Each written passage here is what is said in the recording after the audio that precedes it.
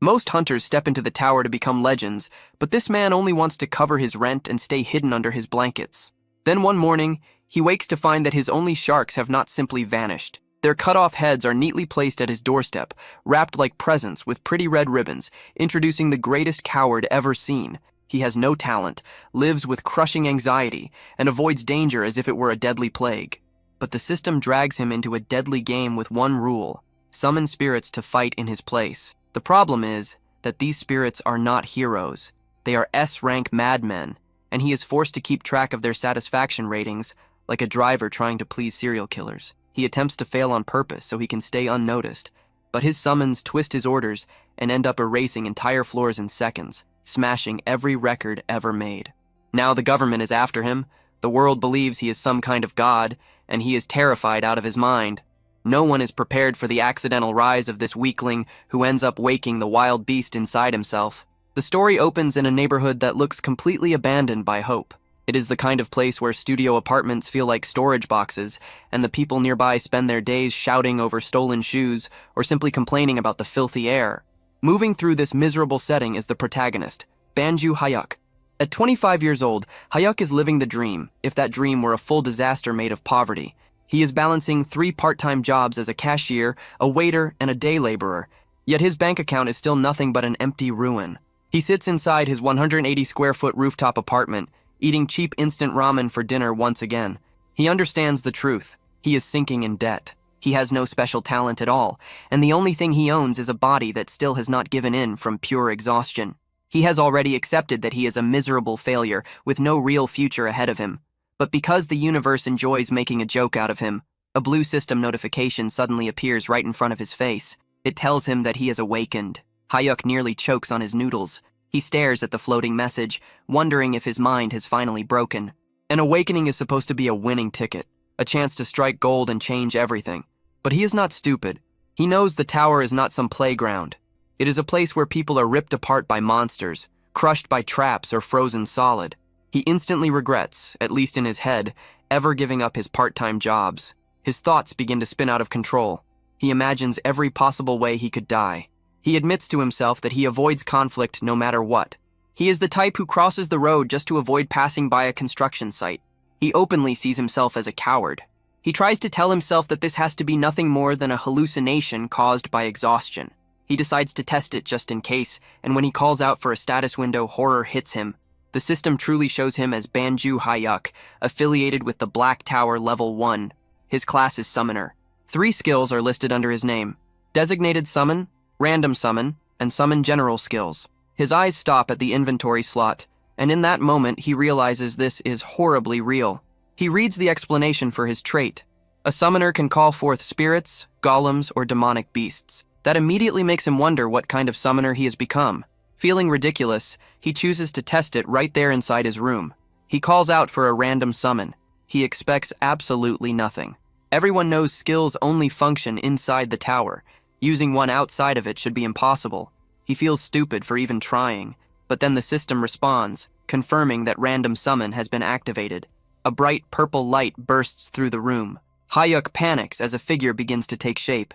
It is not a monster or some impressive dragon. It is just a man. A human with red hair stands there looking confused. Hayuk is left speechless. He never even knew summoning people was possible. The summoned man sniffs the air. He pays no attention to the strange magical event and fixes all his focus on the pot of ramen. He asks for a single bite. Hayuk can only stare at him. He has just pulled off something unbelievable with magic, and what appears before him is a freeloader asking for dinner. The red-haired man starts eating the noodles, complaining about the spice as if the place belongs to him. Hayuk is completely lost. How did the skill work outside the tower, and who exactly is this man? The status window quickly offers an answer. It explains that human summons are divided into tiers, just like a gacha game. The ranks begin at rare and rise all the way to legendary, special, super rare. The system also states a strict rule. The summon must protect the summoner above all else, and the summon must obey every command without fail. Hayuk immediately clings to that last part. Absolute obedience. That at least sounds useful. The system then reveals the identity of the noodle thief. His name is John Kozak, an SR rank being. His title is the Mad Assassin of the Cruel Assassins Guild. Then Hayuk is struck by a violent headache. It feels as if his brain is being torn apart and rewritten. He is flooded with Kozak's memories. He sees flashes of Kozak killing people with ease. He sees the man wrapping the cut heads of his victims like gifts. It becomes clear that the title Mad Assassin is not some exaggeration. Kozak's life came to an end after he failed to kill the Empire's strongest swordmaster. Hayuk returns to himself in complete terror. He is trapped inside a cramped room with a serial killer. He jerks backward when Kozak steps toward him. The assassin quickly lowers himself, apologizes for frightening him, and respectfully asks for orders. Hayuk remembers the rule of absolute obedience. He decides to test it with a mission that carries real risk. He orders the legendary assassin to wash the ramen pot and clean the table. Kozak does it at once. There are no complaints. He moves fast, works neatly, and stays polite through all of it. Hayuk watches in silence and starts thinking this might actually be useful, but he still needs proof, so he decides to push things further. He orders Kozak to bark like a dog, without dignity and without hesitation. The deadly assassin drops to the floor and starts barking. Hayuk is stunned. The control is complete. Just when he begins to calm down, someone pounds hard on the front door, and a voice demands that Banju Hayuk open it. Hayuk freezes. He suddenly remembers what day it is. It is the day to pay the interest. He owes 10 million won to a loan shark because no bank was willing to lend him money. He borrowed it for his father's hip surgery and his younger brother's college tuition. It was a desperate choice, and he has already paid 5 million in interest without reducing the original debt at all. The loan shark is now outside. Hayuk starts to panic. He looks toward Kozak, who has already pulled out a dagger and stands ready to kill whoever is behind the door. Kozak asks for permission to bring back the intruder's head. Hayuk frantically stops him. Murder is not something society accepts so lightly. He orders Kozak to hide in the bathroom, stay silent, and make no sound at all. Kozak asks whether breathing is still allowed, and Hayuk grants that much. Kozak slips into the bathroom just as the loan shark forces his way inside. The thug grabs Hayuk by the back of the neck, demanding to know why the payment is late. Hayuk apologizes over and over, lying that he has already sent it. The shark does not believe a word. He casually says that if things are really that bad, Hayuk can always sell a kidney. Then the shark's lackeys speak up from the hallway. They mention that Hayuk has a younger brother. They suggest that younger organs bring in a better price. The moment Hayuk hears them threaten his brother, his whole body turns cold. But he knows how to survive. He forces a weak, obedient smile onto his face and assures them that he will pay. The shark warns him to be careful unless he wants to vanish without a trace, and only then does he finally leave. Once they are gone, Kozak steps back out of the bathroom. He praises Hayuk for the order to hide. Hayuk drops onto his bed, drained. Between the awakening, the summoning, and the threats of death, he has reached his limit. He wonders whether a coward like him can really climb the tower, but he needs the money. Kozak asks what he should do next. Hayuk tells him to do whatever he wants. Kozak asks if he can watch television since it has been a long time. Hayuk agrees, too confused and too tired to care. Kozak happily settles in and begins watching soap operas one after another.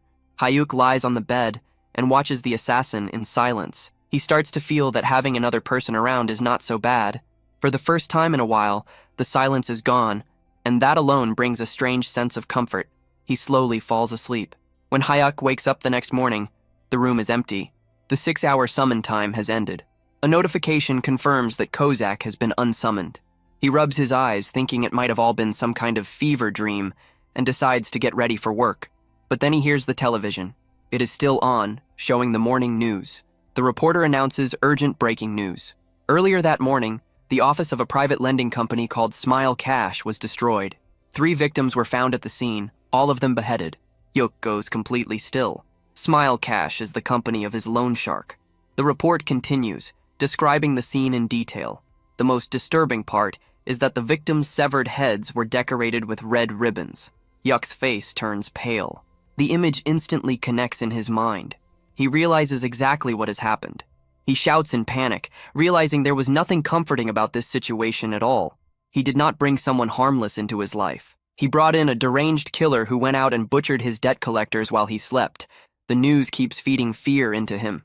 The report paints a clear picture of the Smile Cash murders, confirming once again the beheadings and the red ribbons placed like decorations.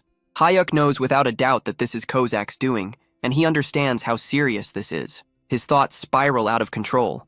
He imagines himself at his cashier job, where even a normal customer holding a heart-shaped item starts to feel dangerous, or worse, someone handing him a severed head. Fear takes over completely. He becomes convinced the police will eventually trace everything back to him. Unable to function, he calls in sick for all his jobs. There is no way he can work while thinking he might be tied to a triple murder. He opens the system window to check on his so-called companion. The status screen confirms that John Kozak is indeed the Mad Assassin, an S-rank entity, with a human manifestation limit of 6 hours. Hyuk tries to summon him again, hoping for answers. But instead, the system shifts into something unexpected, like a customer service interface. A message appears asking him to rate his experience with John Kozak before he can use the skill again. Hyuk stares at the floating rating stars in disbelief. The man killed 3 people while he was asleep. From his point of view, that feels like a clear 1-star experience. He wants to leave a terrible rating for all the trouble caused. But then his conscience stops him. He remembers his mother working as a water purifier salesperson and how much low ratings affected her. Even in this situation, he cannot bring himself to be cruel, not even to a murderer. With a tired sigh, he settles on a polite 3-star rating. The moment he submits it, Kozak appears again, smiling brightly. He thanks Hyuk for the generous 3-star rating and promises to do even better the next time. He looks far too innocent for someone who just carried out a massacre. Hyuk does not waste time and immediately asks if he was the one who killed the men who came to the house the day before. Kozak confirms it without hesitation, cheerfully explaining that he took care of them just before his summon time ended. A wave of sickness rises in Hyuk as he realizes he is standing face to face with a killer. Even so, he forces himself to ask how Kozak managed to find their office. The assassin explains that he placed a tracking mark on them when they broke into the room, because he recognized them as a danger. When Hyuk argues that he never ordered anyone to be killed, Kozak calmly repeats the 3 rules of summoning. The first rule is to protect the summoner's life above everything else. Even though Hyuk ordered him to stay hidden, Kozak judged that removing the threat to Hyuk's safety mattered more than staying silent. Hyuk calls that way of thinking insane, and Kozak politely accepts the insult as though he has been praised. He even admits that he hears the same thing often. That answer sends Hyuk's thoughts into a nightmare. He starts imagining himself brushing shoulders with a rude stranger in public, only for Kozak to treat a small insult like a real threat and leave more ribbon-wrapped heads in the street.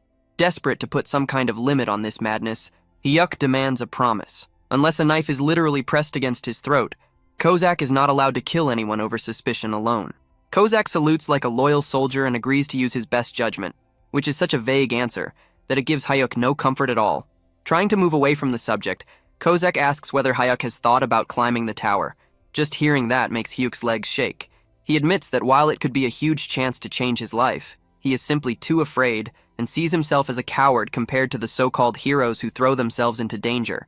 He expects disappointment, but instead Kozak's eyes brighten. He declares Hyuk the greatest kind of summoner because courage is poison to someone in that role. In Kozak's view, a brave summoner is only a dead summoner. He says he would rather serve a master who values survival so he can handle all the ugly work while Hyuk stays alive and well for a long time. That strange praise gives Hyuk a small bit of comfort. For once, his cowardly nature sounds less like a flaw and more like a survival skill. He sends Kozak away and tries to get some sleep. When he wakes, he decides to forget about the tower and just live quietly, especially now that the debt collectors have disappeared under very suspicious circumstances. But life does not leave him alone for long. He gets a call from his father, who reveals that he needs to be moved to a more expensive hospital. At the same time, Hyuk learns that his mother has just lost her job. The weight of money problems crashes down on him all over again, heavier than before. In that moment, Hyuk understands that he no longer has a choice. He prepares himself in a ridiculous outfit, covering his body in safety padding and putting on a helmet. He looks like someone about to ride a bicycle with training wheels. Even so, he decides to step into the tower, planning to check only the first floor and leave quickly. But there is one problem. He really does not want to enter with the red-haired psycho. He tries to use random summon again, hoping to get literally anyone else, maybe even a legendary rank. The system shuts him down instantly. A message appears, stating that the skill has a cooldown of 28 days. With no other option left, he summons Kozak again. This time, Kozak thanks him for the 5-star rating, making it clear that Hyuk has already learned the importance of keeping a murderer satisfied. Kozak is pleased that Hyuk has decided to enter the tower, but he immediately criticizes the safety gear. He tells Hyuk to throw away the clumsy armor, claiming he will act as the perfect guide. He promises that Hyuk will not need to do anything at all. Taking a deep breath, standing beside a very dangerous escort, Hyuk accepts the prompt and enters Korea's Black Tower, first floor. His grand entrance into the tower begins, and by grand entrance, he is doing everything he can not to throw up all over his assassin. The teleportation hits him hard, messing up his balance, and he ends up clinging to John Kozak like a helpless koala. They arrive on the first floor, which turns out to be a barren wasteland, far from anything that could be called comfortable. Kozak, calm as always, gently pats him and reassures him that the nausea will pass with time. As Hyuk slowly moves away from the safe zone, holding his chest, a system notification appears, almost as if trying to boost his confidence. It informs him that his physical abilities have been raised to a mature level just by entering the dungeon. The urge to vomit fades, replaced by a sudden wave of confidence that he did not earn. He clenches his fists, feeling stronger, faster, and strangely capable. For a brief moment, he actually believes he can fight. The system assigns his first mission: defeat 5 fat grubs with tough skin within 2 hours.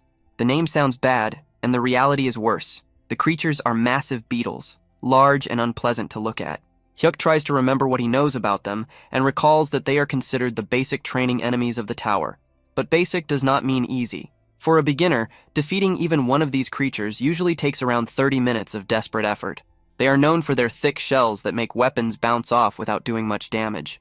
Still carried by his temporary confidence boost, Hyuk decides that this will be the moment he proves himself. He asks Kozak for a weapon, determined to defeat at least one creature on his own. He walks up to the nearest giant insect, weapon raised, almost looking like a hero. Then the creature moves. It barely shifts, just a small twitch. That alone is enough to destroy all his courage. His confidence collapses instantly.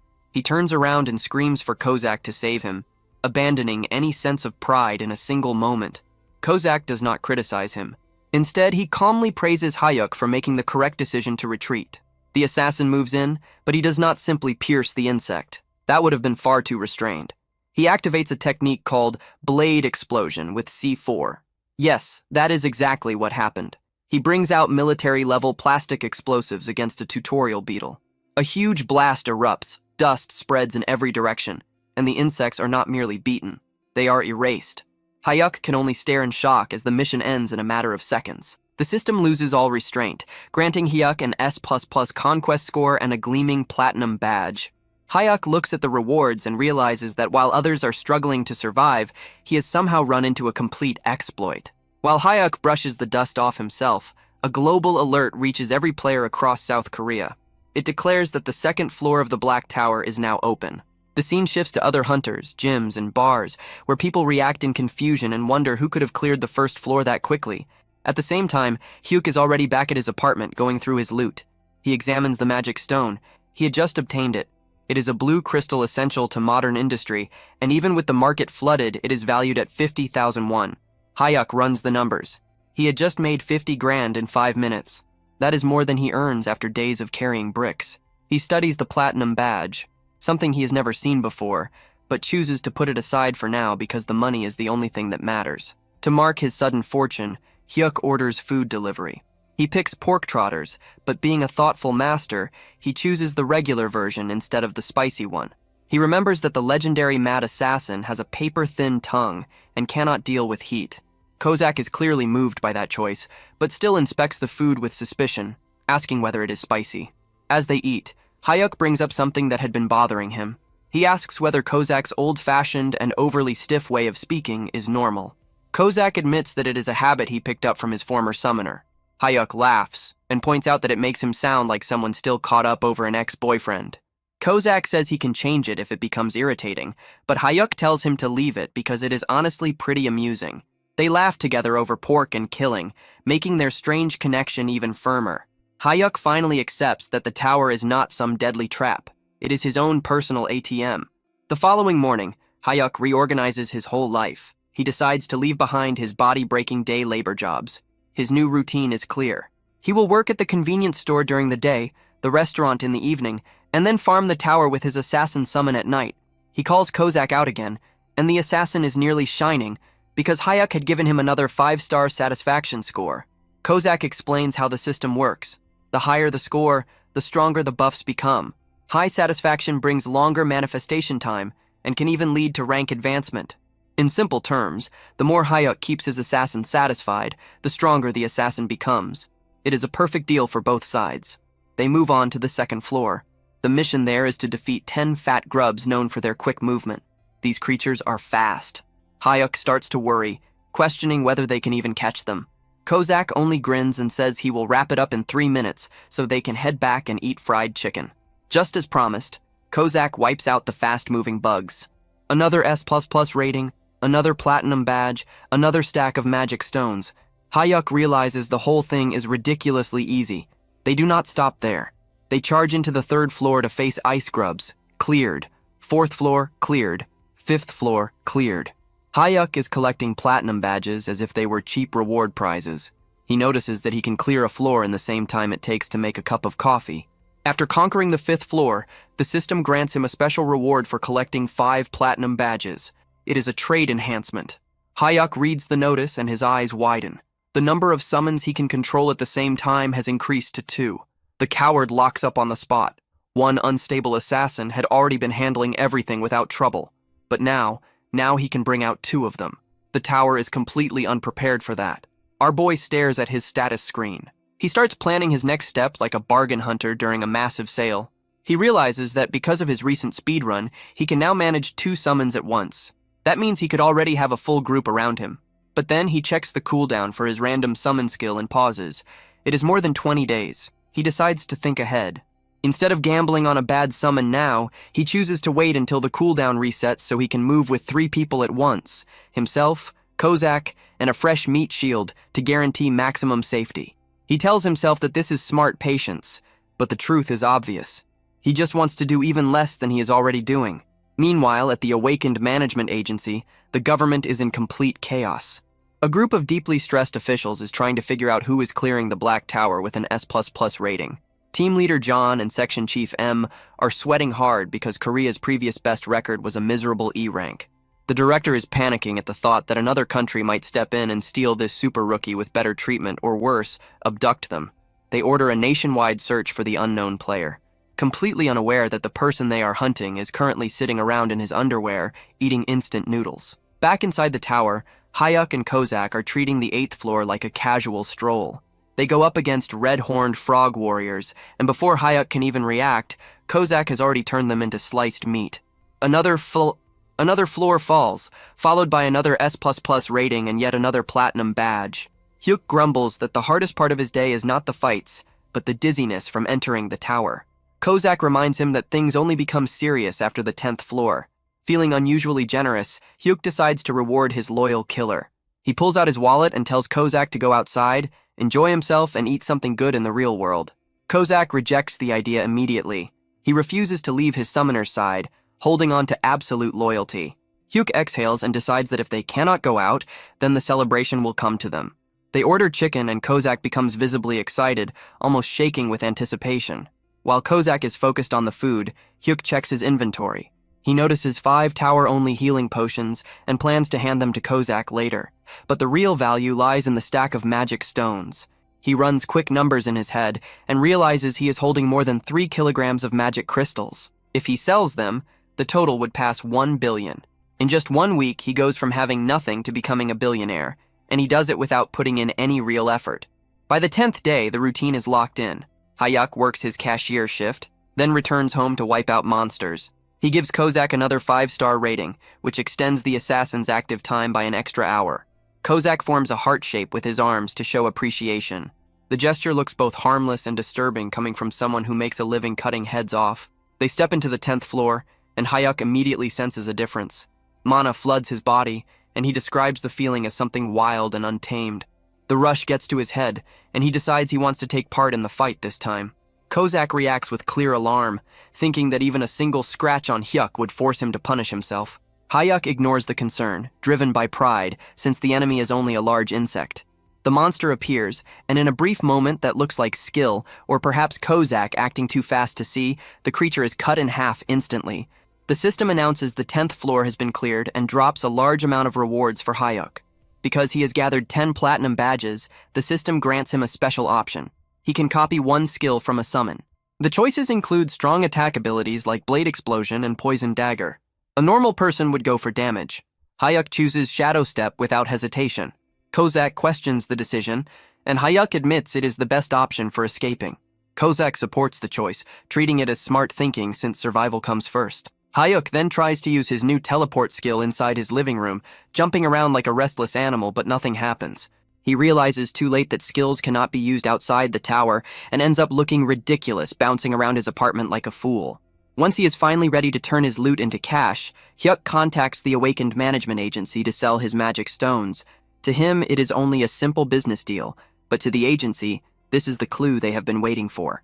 Team Leader John and Section Chief M race to the address, hoping this is the person they have been searching for. They arrive at his small and modest apartment. Hyuk opens the door, uneasy because a very intense woman is glaring straight at him. Section Chief M does not bother with any courtesy. She steps directly into his space, fixes her eyes on him, and demands to know whether he is the S++ ranker. Section Chief Lindley Min crowds him so closely, it feels like she is trying to inspect every pore on his face, pressing him on whether he is the S++ ranker. Hyuk tries to stay calm and denies it all, but fear is eating him alive. He has no idea whether they possess some hidden awakening detection device that he knows nothing about. Thankfully, his acting is awful, but his natural, useless-looking presence is overwhelming. Lindley Min sees the frightened, miserable look on his face and quickly concludes that there is no chance this coward is some great hero. She steps back, and her superior, Team Leader John, apologizes for her behavior. Hyuk quietly lets out a breath, realizing that seeming incompetent is the perfect disguise. They head inside and sit at his tiny table for a short discussion. Team Leader John begins the confirmation process by asking for proof of his dungeon clears. Hyuk hands over the mana crystals he obtained from the 10th floor. The two agents exchange a glance. Clearing the 10th floor is no small thing, and it lines up with the pace of the mysterious top rookie they are trying to find. They casually ask whether he has heard the global announcements about the high-rank clear. Hyuk throws himself into the act and pretends to be stunned, praising the unknown player while sweat soaks through his shirt. Then Team Leader John explains the deal. Players are split into two categories, the elite group and the general group. The elite side receives a salary, government backing, and strong equipment. But in exchange, they are basically treated like state property and are forced to clear dangerous high-level floors. The general side is meant for freelancers who are free to live however they want. Hyuk does not need even a moment to think. He chooses the general route immediately. He tells them he is scared, not especially gifted, and only wants to farm safe floors for quick money. Section Chief Lindley Min looks at him with open disgust. In her mind, plenty of people choose the safer path, but almost nobody admits so openly that they are this pathetic. She writes him off as a complete waste of time. Still, the team leader is careful.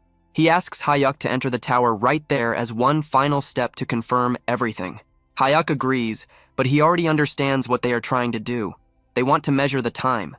If he clears the floor too fast, they will know he is the one. Hyuk decides to beat them by acting useless on purpose. He tells them to get comfortable because he plans to take a slow 2-hour walk inside. The moment he vanishes, the agents begin betting on how badly he will fail. Lindley Min predicts that he will give up on the 11th floor since the mission involves centipedes, and someone as cowardly as him will obviously lose his nerve. Inside the tower, Hyuk gives instructions to his assassin. The mission is to kill 100 long-tail centipedes. Kozak, as eager as ever, offers to wipe them all out in 5 minutes. Hyuk immediately shuts that down. He orders Kozak to move slowly and keep things under control. He explains that they need a messy and unimpressive run to throw the government off track. Kozak gives a thumbs up, though he likely believes his master is carrying out some impossible master plan. They begin the stage, and Kozak follows orders, killing at a painfully slow pace. Then everything goes wrong. A giant centipede bursts out of the ground directly beneath Hyuk. Our brave hero locks up, with his legs refusing to move. Kozak sees his summoner in danger, and his absolute loyalty to safety takes over. He declares that he cannot follow the slow approach while Hyuk's life is under threat. In a single blur of movement, he wipes out every centipede nearby in an instant. Then comes the system message of disaster. 11th floor cleared. Rank S++++. Hyuk stares at the notice, realizing that his plan to appear average has failed in the worst possible way. Hyuk returns to his living room exactly 5 minutes after leaving.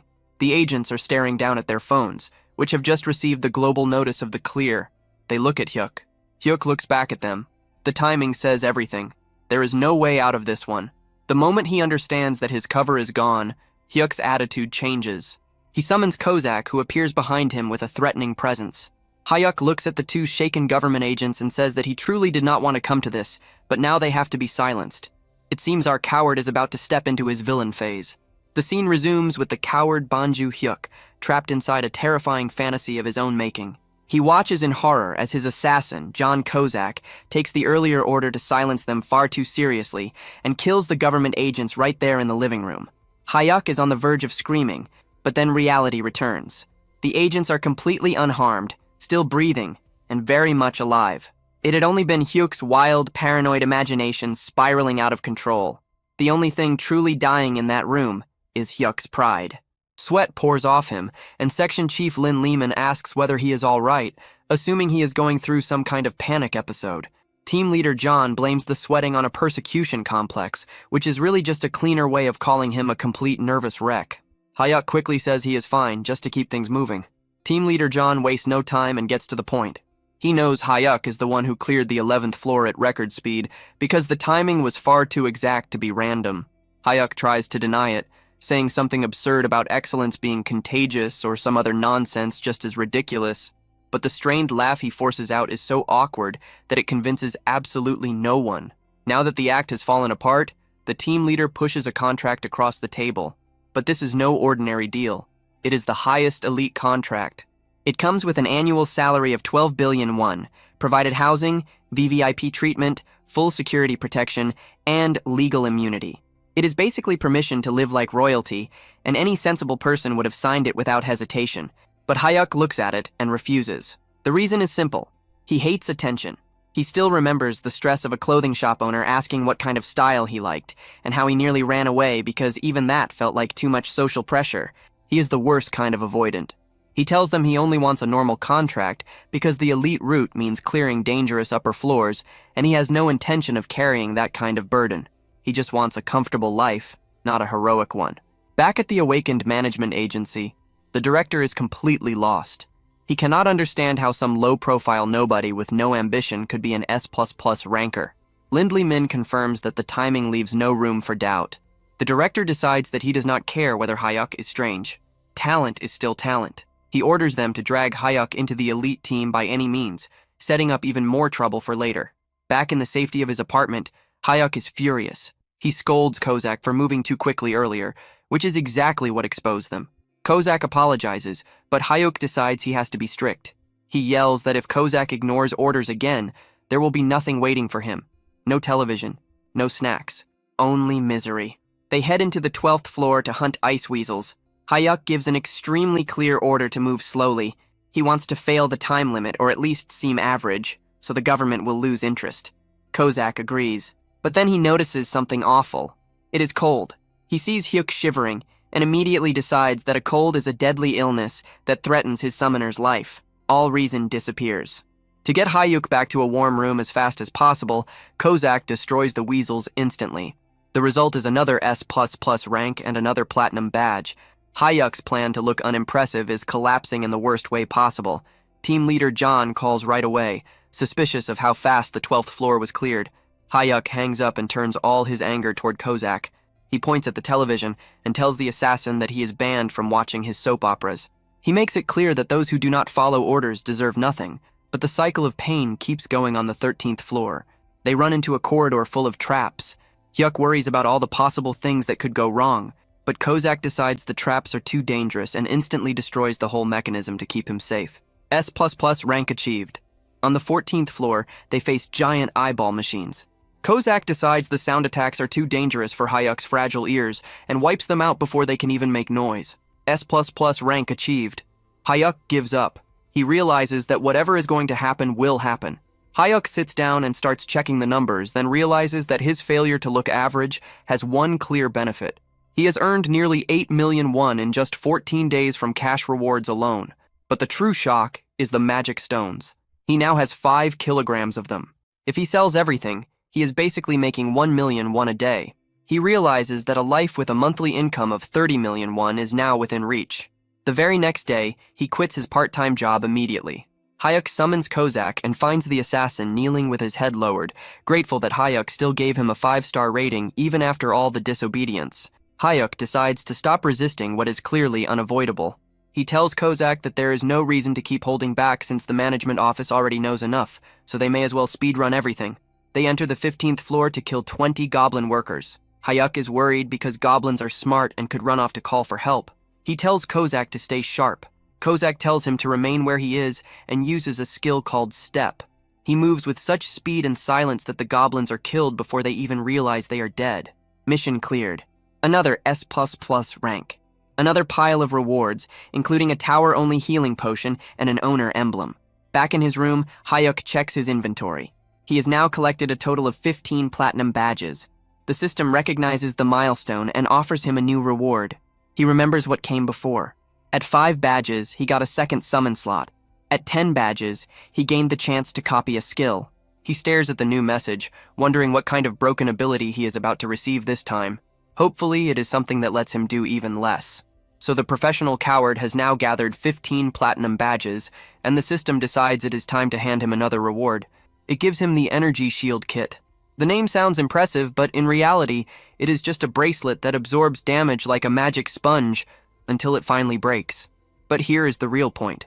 The description does not say tower exclusive. Hyuk's eyes practically turn into money signs because if this item works in the real world, he is looking at a payout of 2 to 3 billion won. He immediately starts calculating, wondering whether he should sell it and retire or keep it and actually stay alive. He turns to his personal expert in murder and asks whether they can clear the 16th floor right away. Kozak, still acting like his loyal promoter, says the clear is certain, but he cannot guarantee an S rank if they rush it. That answer is enough for Hayuk. He decides that risking his life for a lower grade is not worth it, so he settles on selling the bracelet and living in comfort. Meanwhile, back at the awakened management agency, the atmosphere is heavy. It has been 15 days since the mysterious super rookie last cleared a floor, and the director is starting to lose control. He becomes convinced that the player either gave up or died, grieving the waste of such talent like fate itself had lost its mind. Team leader John tries to calm him down, checks the logs, and suddenly announces that the player is coming in to use the player shop. The director goes into immediate panic. He realizes their precious VIP is still walking around in beginner clothes and probably owns no proper gear. He orders the entire shop locked down. He wants the shelves filled with top-level items, but he also demands that everything be marked down by 90%. He figures that if they hand things over for free, Hyuk's suspicious nature will reject it. So a huge sale becomes the perfect trick to pull him in. Back at the apartment, Hyuk decides that he needs to confirm the item is real before selling it. He hands a dagger to Kozak and asks the assassin to stab him. It is treated like some normal, everyday request. Kozak looks at him as if he had just suggested something unforgivable. He starts trembling, unable to accept the thought of harming even a single strand of his master's hair. Hayuk rolls his eyes at the reaction. He lets out a tired breath, grabs the dagger himself, and moves to stab his own arm. But before the blade can touch him, Kozak's hand shoots forward and catches the weapon with his bare hand. Blood falls onto the floor as the assassin shakes, terrified that his master had almost been injured. Hayuk quickly heals him, realizing that testing protective gear with an overprotective madman was a terrible plan, and then Hayuk decides to test his shadow step instead. He teleports onto a goblin's back and feels like a ninja for a moment. The goblin shrieks and tries to bite him, but then the shield activates with perfect timing. It works exactly as intended. Hyuk, feeling untouchable for all of 2 seconds, kicks the goblin in the face while Kozak drops in to finish it off, but instead of approval, Kozak starts shouting. He demands to know whether Hyuk is hurt, scolding him as if courage itself were a health risk. Hyuk apologizes again and again, promising that he will return to doing absolutely nothing. With a bag full of mana stones worth millions, Hyuk finally contacts the agency. He expects an ordinary business exchange, but the government sends an actual limousine to pick him up. He arrives at the player shop and is welcomed by team leader John, who treats him like a top-level VIP. Hayuk steps inside and immediately feels confused. The place is completely empty of other customers because, without his knowledge, everyone else had been forced out. He checks the price tags and finds high-end gear being sold for almost nothing. He assumes the market must have collapsed or that he is simply an incredible bargain hunter, completely failing to notice that the government is covering the cost of his new outfit. He picks up a pair of leather boots that would normally cost a fortune, but are listed for the price of a cheap meal. He buys them along with several other items, convinced he is getting away with the greatest steal of his life. From his office, the director watches the whole thing and nearly cries with relief that their fragile powerhouse is finally wearing proper protection. The next day, Hayuk is feeling good. He has new boots, a working shield, and his confidence has recovered. He summons Kozak, who immediately salutes and gets ready for another round of goblin slaughter. But Hyuk stops him. He points upward and announces that today is not just about farming floors. They are going to grow the team. He already has the second summon slot, and he feels lucky. He activates the random summon skill, hoping for a tank or a healer. A massive magic circle spreads across the room, and it is truly massive. A figure begins to appear, but there is one immediate problem. The summon is enormous. As the giant fully takes shape, his head crashes straight through the apartment ceiling, sending chunks of debris everywhere. Hyuk stares at the hole in the roof, and his first concern is not the powerful ally he just summoned. It is the security deposit. The giant standing in the middle of the broken ceiling and falling plaster looks completely confused. While Hyuk is grieving over the damage to his apartment, and Kozak has already decided that violence is the only solution. The red-haired assassin takes one look at the newcomer and instantly sees him as a threat to his exclusive hold over Hyuk's attention. He yells at the giant to sit down, calls him a moving nuisance, and attacks without hesitation. Hyuk watches in horror, not because of the blood, but because he absolutely cannot afford more damage to the property. Kozak keeps slashing and raging, sounding like a jealous ex who just ruined a wedding, but the giant remains still, completely unaffected. He looks down at the assassin who is doing everything possible to kill him, and calmly says that it only tickles. One of Kozak's eyes twitches. He threatens to cut the giant's throat and decorate it, proving that his strange obsession with wrapping things is still alive and well. Hyuk finally steps in and orders both of them to stop before the entire building collapses. Kozak freezes immediately because an order from his master cannot be ignored, but rage is still pouring off him. Hyuk asks for a report on the new summon. Kozak spits on the floor and says there is no reason to learn the man's name because he is nothing more than a meat shield. He explains that this man is known in the underworld as a complete fool who probably does not even understand the 3 laws of summoning. To prove it, Kozak tests the giant on Article 1. The giant blinks, clearly taking far too long to process the question, and admits that he does not know. He forgot. Kozak turns to Hyuk with a smug expression that says he had been right all along, suggesting they kill the giant now and roll the gacha again in 100 days. Hyuk ignores the suggestion of murder and checks the system window. The new summon is rare rank, the lowest tier possible, with the class Savage Warrior. His name field is still empty, and his satisfaction score does not exist yet. Then, the familiar headache hits, and Hyuk is pulled into the giant's memories. He sees a wide and beautiful plain where the giant is running around with butterflies. It feels almost harmless and bright until it becomes clear that the giant is also casually snapping the necks of wolves while playing. The memory reveals the tragedy behind this massive figure. He had been simple and pure, someone who found joy in nature, but he was also unbelievably stupid. A group of so-called heroes tricked him into joining their party, used him as the frontline shield against a hydra, and left him to be melted by acid breath while they stayed safely behind him. He died protecting people who had been mocking him the entire time. Hyuk returns to reality and looks at the giant differently. He knows the whole thing is messed up, but he also realizes that someone loyal to the point of stupidity and able to endure pain is exactly the kind of person a coward like him needs. He decides to give the giant a name. He asks whether he prefers Yaman or Gobang. The giant, staying true to himself, says that he does not know, so Hyuk chooses Gobang. He smiles and promises to make Gobang happy, which sounds kind on the surface until it is remembered that Hyuk's idea of happiness is surviving while others do all the work. He introduces Gobang to Kozak and declares that the 3 of them are now comrades. Kozak looks like he has just swallowed something sour. He politely accepts the word comrade while silently measuring how quickly he could take Gobang apart. With the group now complete, they head straight for the 16th floor. The mission is to eliminate 30 goblins. Kozak, still acting like the most dramatic person alive, insists on taking the front to shield Hyuk from poison darts. They move through the forest in formation, with Kozak in front, Hyuk safely in the center, and Gobang covering the back. Without warning, a goblin fires a poisoned dart. Kozak catches it in midair with effortless precision, then immediately turns to check on Hyuk with extreme concern. Hyuk points out that there are around 50 goblins hiding in the trees. Kozak prepares for a careful fight, but Hyuk has a different plan. He tells Gobang to move to the front and block them. Gobang does not think through the situation. He does not circle around. He simply jumps. The giant launches himself into the air and crashes down with the force of a small disaster. The shockwave alone throws Kozak off balance. arrows pour down onto Gobang, but they simply bounce off his skin like worthless toys. He laughs and says it tickles, then starts crushing the goblins into a bloody mess. Hyuk watches from behind a rock with wide eyes. He realizes that even though Gobang is only ranked rare, his raw physical power easily reaches SSR level. The system clearly pushed his rank down only because his intelligence barely exists. After the slaughter, they celebrate back at the apartment with fried chicken. Gobang is thrilled. He stuffs an entire piece of chicken into his mouth, bones included, and chews it all down. He looks at Hyuk with pure happiness and comments only on the crunch. Kozak watches the whole thing with complete disgust. He asks whether the chicken is spicy, but most of all, he is deeply offended by Gobang's manners at the table.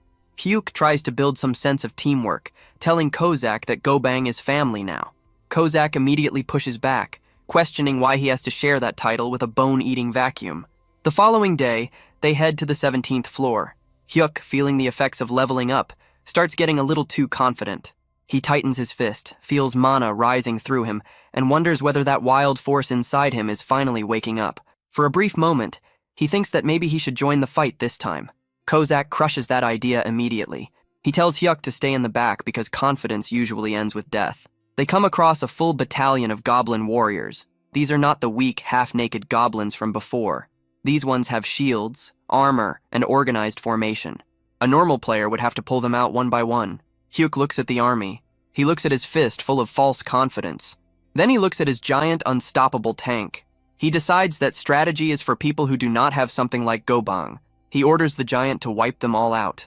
As Gobang charges forward, Hyuk starts wondering what kind of broken power he is going to receive next, because at this rate, he is going to conquer the tower without even getting tired. Gobang crashes into the goblin battalion like a runaway train. He bats them away like insects, and Hyuk watches from a safe distance, completely absorbed by the sight. He realizes that strategy and tactics are nice ideas for weak people, but when someone has a living tank, it is like bringing a bomb to a knife fight. Hyuk compares the goblins to people on bicycles trying to stop a war machine. It is not a battle. It is a massacre. Thanks to the giant fool's rampage, Hyuk clears the 17th floor with another S++ rank and collects yet another platinum badge. He is drowning in rewards, and his ego is beginning to grow even faster than his money. They move straight to the 18th floor. The mission is simple. Eliminate 30 goblin assassins. Hyuk shouts for them to move out with the confidence of a commander who never has to do any of the actual fighting. Gobang charges forward, ready to crush everything in sight. But there is one problem. The enemies are invisible. The giant swings his club through empty space, confused because there is nothing he can see to hit. He stands there looking like a dog barking at something it cannot understand, grumbling that the enemies are cowards for hiding. Kozak, who has been brooding in the background because he has not killed anything in 5 whole minutes, sees his chance. He steps forward and declares that he is about to cleanse Hyuk's eyes after forcing him to watch Gobang's pathetic struggle. He mocks the goblins, claiming their stealth is nothing compared to his own abilities. With full dramatic force, the red-haired assassin activates Shadow Step. He vanishes into motion and tears through the invisible goblins with perfect precision. It becomes a complete slaughter. Hyuk watches and instantly understands what is happening. Kozak had taken the bait. The assassin had clearly been getting restless because the new summon was stealing all the attention, so his competitive side finally exploded. Hyuk grins, realizing that Kozak's jealousy can be used to collect badges even faster. He silently praises himself for being some kind of manipulative genius. Then the stupid thoughts take over. Hyuk is already level 18. He can feel the mana running through his body, and suddenly, his inflated ego takes shape in his mind. He imagines a grand, muscular, wild stallion running freely through a field of flowers. Yes, the fool literally pictures his inner self as a horse charging across the world. It looks majestic, it feels powerful, and it is completely disconnected from reality. Then he spots a single goblin that had slipped through the chaos. The horse in his head practically screams. Hyuk decides to step in. He sneaks forward and swings his mace with more force than expected. The hit lands perfectly and crushes the goblin's skull in a single blow. Hyuk stands over the body, feeling like a war god. He is probably already writing a victory speech in his head, but because he is too busy admiring himself, he fails to notice another goblin creeping up directly behind him. The assassin lifts a dagger, ready to skewer Hyuk on the spot. Hyuk turns around just in time to watch his death coming at him. But before the blade can touch him, Kozak appears from nowhere. He knocks the attack away with a face full of pure irritation. And then he kicks the goblin so hard it may as well have flown into another world. He throws Hayek a look that clearly says he turned away for 2 seconds and nearly lost his entire purpose. But the fight is still not finished. Goblins are rushing in from every direction. Gobang is crushing the left side and Kozak is locking down the right. Hayek stands in the center with adrenaline flooding through him. The wild stallion returns, and this time, it is not only in his head. Hyuk sees 2 goblins charging straight at him. Instead of panicking and calling for help, he activates Shadow Step. He disappears from sight. In the next instant, he appears behind the goblins with his mace already in motion. He lands 2 deadly strikes before they even understand what happened, dropping both of them on the spot. Kozak, who was just about to rush over and protect him again, stops where he is. He watches his coward of a master pull off a flawless double kill with Shadow Step. The assassin's eyes widen. It had taken him months to master that movement, and Hyuk had just used it as if it were natural. Our boy is actually talented. Later, outside the tower, the media is in chaos. News anchors report that a new force is rising through the tower. A mysterious rookie has cleared 18 floors in 20 days with a perfect S+ record. They call it unprecedented, something that is changing history itself. Everyone wants to know who this top-level player really is. Back inside the tower, Kozak hears about the reports, but he is not pleased. His face turns serious. He makes Hayuk sit down for an important talk. He tells Hayuk that his growth is happening far too fast. Hayuk takes it as praise, but Kozak shakes his head. He explains that Hayuk's Shadow Step had been perfect, so perfect that it was disturbing. Kozak looks like he is on the edge of breaking down. Then he lays out the problem. When a coward gains strength, confidence follows. And when confidence appears, that coward starts imagining he can become a hero. Heroes die. He begs his master to remember the promise that safety comes first. He does not want a warrior as a master. He wants a coward who stays alive. Hayuk nods and promises that he will never do anything reckless again. But Kozak grabs at his chest, muttering that something feels wrong. He looks at Hayuk and sees a walking disaster waiting to happen, fully convinced that this sudden rise in talent is going to kill them both. Back at the apartment, there is no peace at all. Kozak is yelling that he is going to boil Gobang alive in a pot, while the giant tank casually falls backward and crushes the refrigerator. Hayuk screams, not because of his summons, but because of his appliances. He shouts at them to stop destroying the house, but the damage is already done. The fridge door is bent, and even worse, a precious jar of kimchi has shattered across the floor. Needing to calm his mind, our boy decides to visit the only people who do not want to kill him or destroy his furniture: his parents. He arrives at the family home. His mother welcomes him warmly, but the mood inside is heavy. His father is lying in bed, barely able to move properly because of his injured hip. Hyuk asks about his condition, and his father tries to act strong, complaining that bones heal easily and that he simply enjoys lying down. It is an obvious lie, but Hyuk goes along with it and helps his father sit up for dinner. They gather around a pot of stew, and the strain of money problems hangs over the table. His mother tries to stay positive, saying she will find work again soon, but Hayuk can see the tiredness on her face. He decides to test their reaction. He casually asks what they would think if he had awakened as a player. The response is immediate. His father blows up.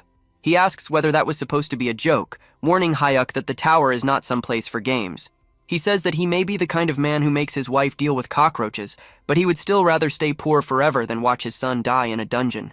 Even Hayuk's younger brother, Mahak, who has just come in carrying tofu, calls it the funniest thing Hayuk has ever said. Hayuk quickly retreats from the topic, but his mother catches him off guard. She asks whether he is supposed to be working that day. Hayuk lies and says it is his day off, but his mother gives him that knowing look. She tells him that his face always shows when he is lying. Even so, she chooses to trust him, as long as he stays away from reckless risks. Hyuk feels a stab of guilt, but then he remembers something important. He asks why his mother lost her last job. She explains that she had gone to repair a water purifier for a rude customer. The customer then demanded that she also clean up their recycling and food waste. So what did she do? She realized the customer was going to leave a bad rating no matter what, so she dumped the food waste right back on them and let them deal with it. Hayuk realizes that his mother is bold, aggressive, and fearless, and that leads him to a harsh truth about his bloodline. His father's greatest accomplishment in life had been asking this terrifying woman out on a date. The narration makes it clear that the father is the pure definition of a weak man, the kind who falls completely for strong women. And unfortunately, Hayuk and his younger brother inherited those exact traits. They are pitiful, yet naturally pulled toward danger. Before leaving, Hyuk hands some spending money to his brother and tells him to pass it to their parents. The younger one looks at the cash, then at Hyuk with a sly grin. He asks where his own cut is. Hyuk immediately realizes the little brat is extorting him, so he transfers 500,000 won just to keep him quiet. With family matters handled, Hyuk heads to the Awakened Management Department. He decides it is finally time to visit the player shop properly.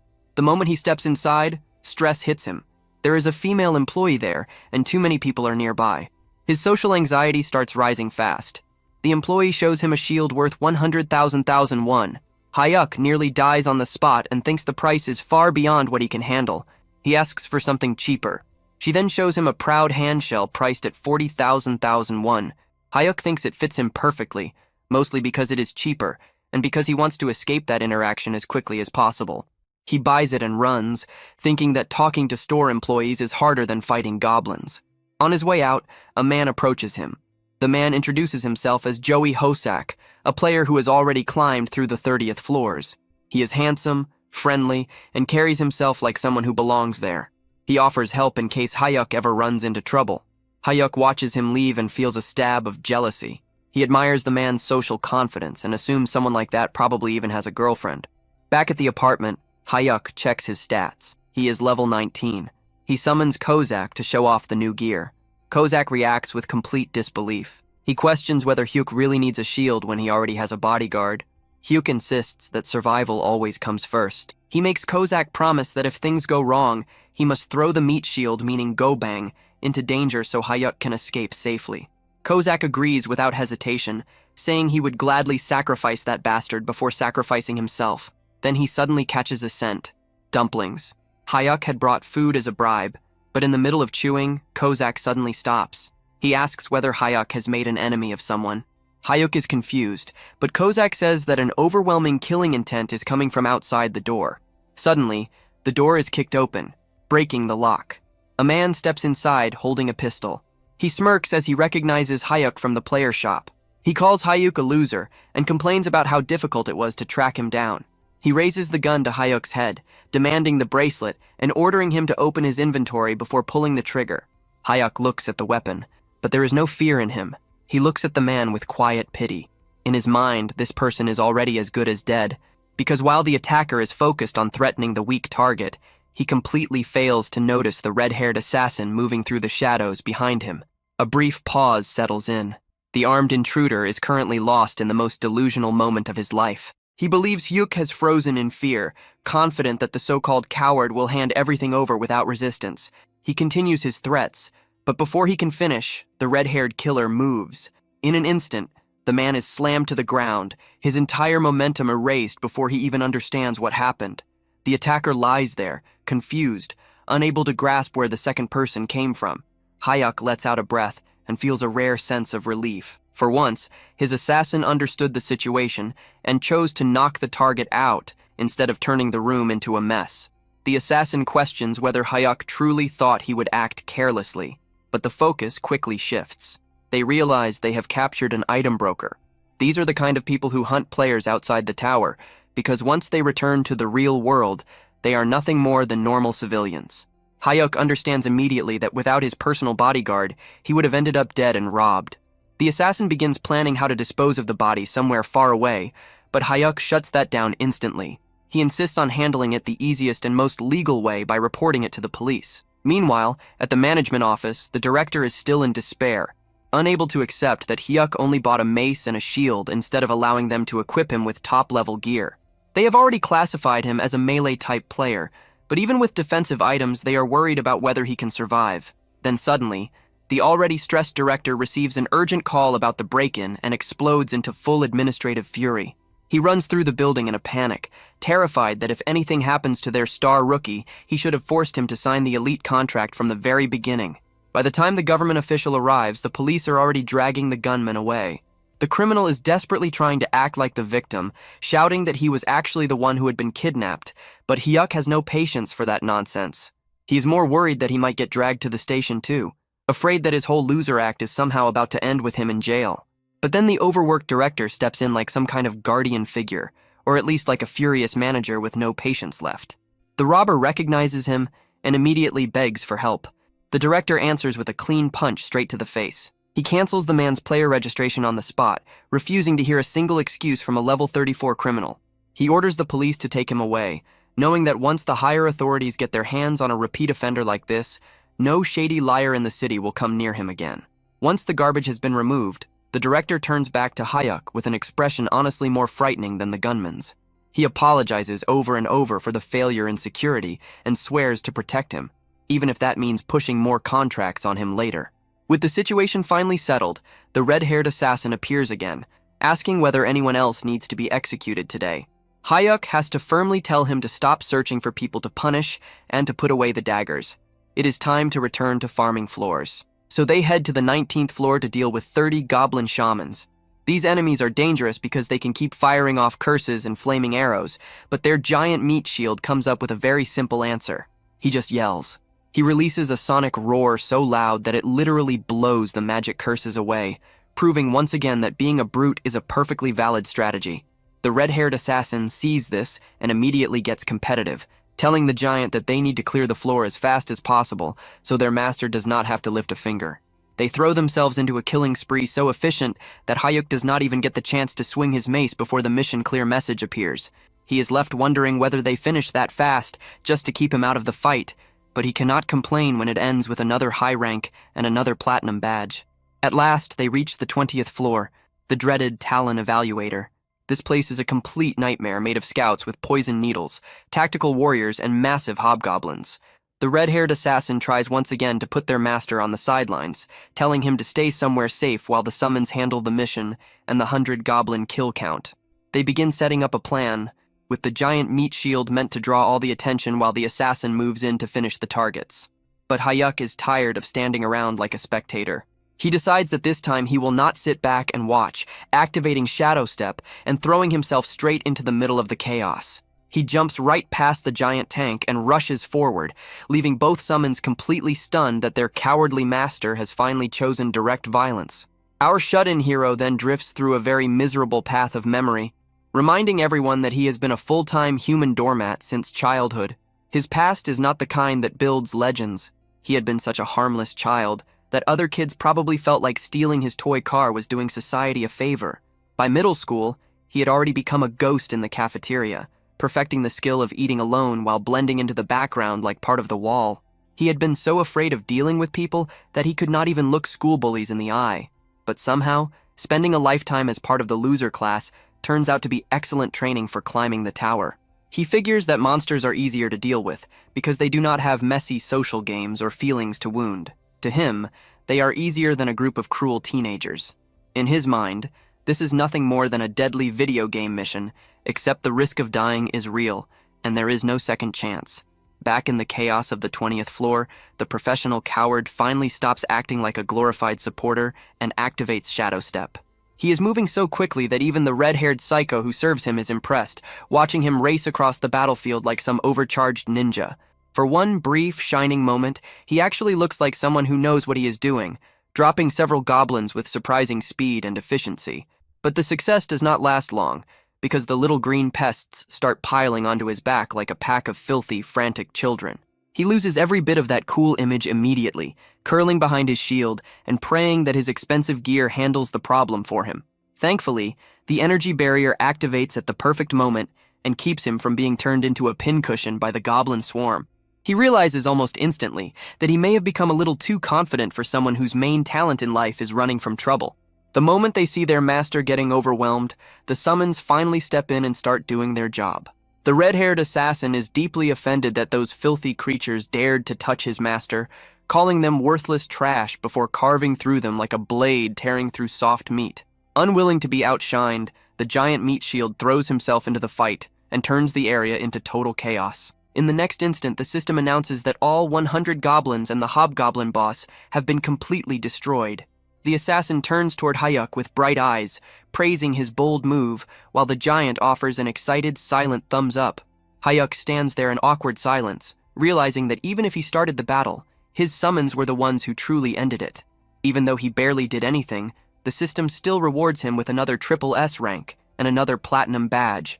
Meanwhile, back at the management office, the director is busy acting like the most well-funded stalker alive. He digs through Hyuk's family situation and uncovers a frightening truth. The true head of the household is not the father or the sons, but the mother. Apparently, this woman is so overwhelming that the men in the house cannot even breathe too loudly when she is nearby. After realizing he has found the perfect pressure point, the director decides to move forward with a plan to aggressively support the mother.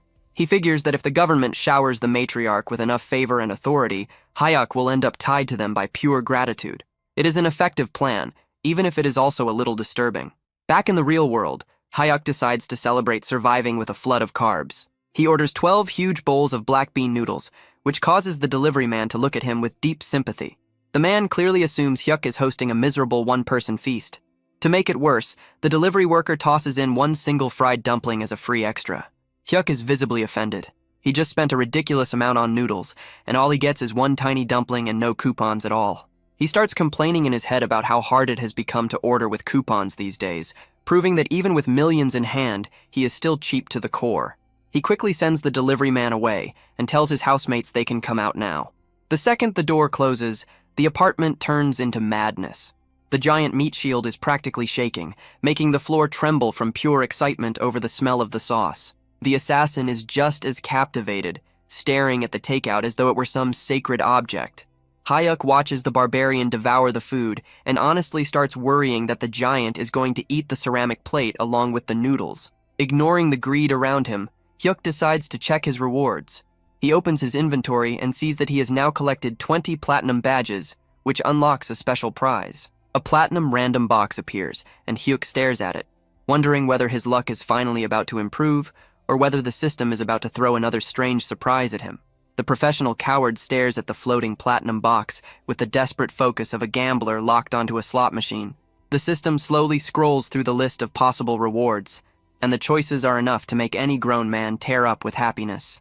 There are mana stones, rare herbs, 50 different kinds of metal, potions, elixirs, and weapons. There are even special items like the Rune of Level Up, which allows someone to gain levels without climbing, and tower jump tickets, which let a player skip entire floors. Hyuk studies the list immediately like someone hunting for the best possible deal. He decides that the tower jump ticket is garbage because skipping a floor also means losing all the rewards from clearing it. And there is no point in being high level if it leaves him poor. His eyes lock onto the true prize on the list, the grade confirmation summon ticket. He realizes that if he pulls an SS rank summon, basically a god-level being, he could officially retire from fighting forever. He starts imagining a life where he sits back in a chair drinking juice while some overpowered servant handles everything for him.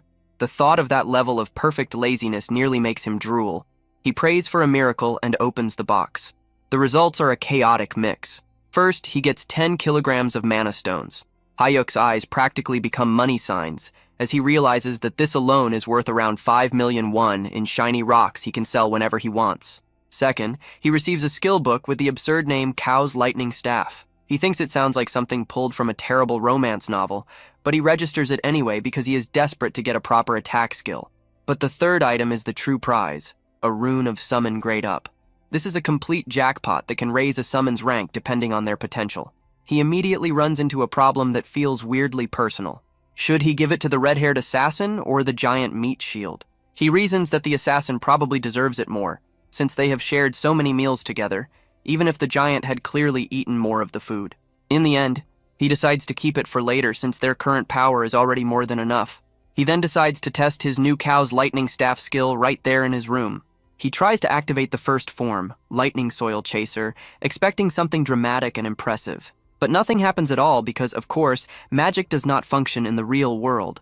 So he just ends up standing there looking ridiculous, while the red-haired assassin asks why he is swinging a mace around inside the apartment. When Hyuk proudly reveals that he learned an attack skill, the assassin looks horrified, like he has just seen a toddler pick up a chainsaw. Then the serious mood breaks apart completely, because the giant meat shield decides to steal fruit from the assassin, starting another childish fight where the assassin calls him a bastard. Once the oversized children finally calm down, the assassin gives Hyuk a lecture. He explains that a summoner's role is to stay back and let the servants handle the fighting, pointing out that his former master died for the exact reason that he tried to act like a hero. But Hyuk is too caught up in his own rising confidence. He insists that he is stronger now and needs to test his new skill. The assassin looks at him like he is watching disaster unfold in slow motion. He warns that for someone weak, an attack skill is just a prettier way to die. When Hyuk tries to argue that the 20th floor had been easy, the assassin loses patience.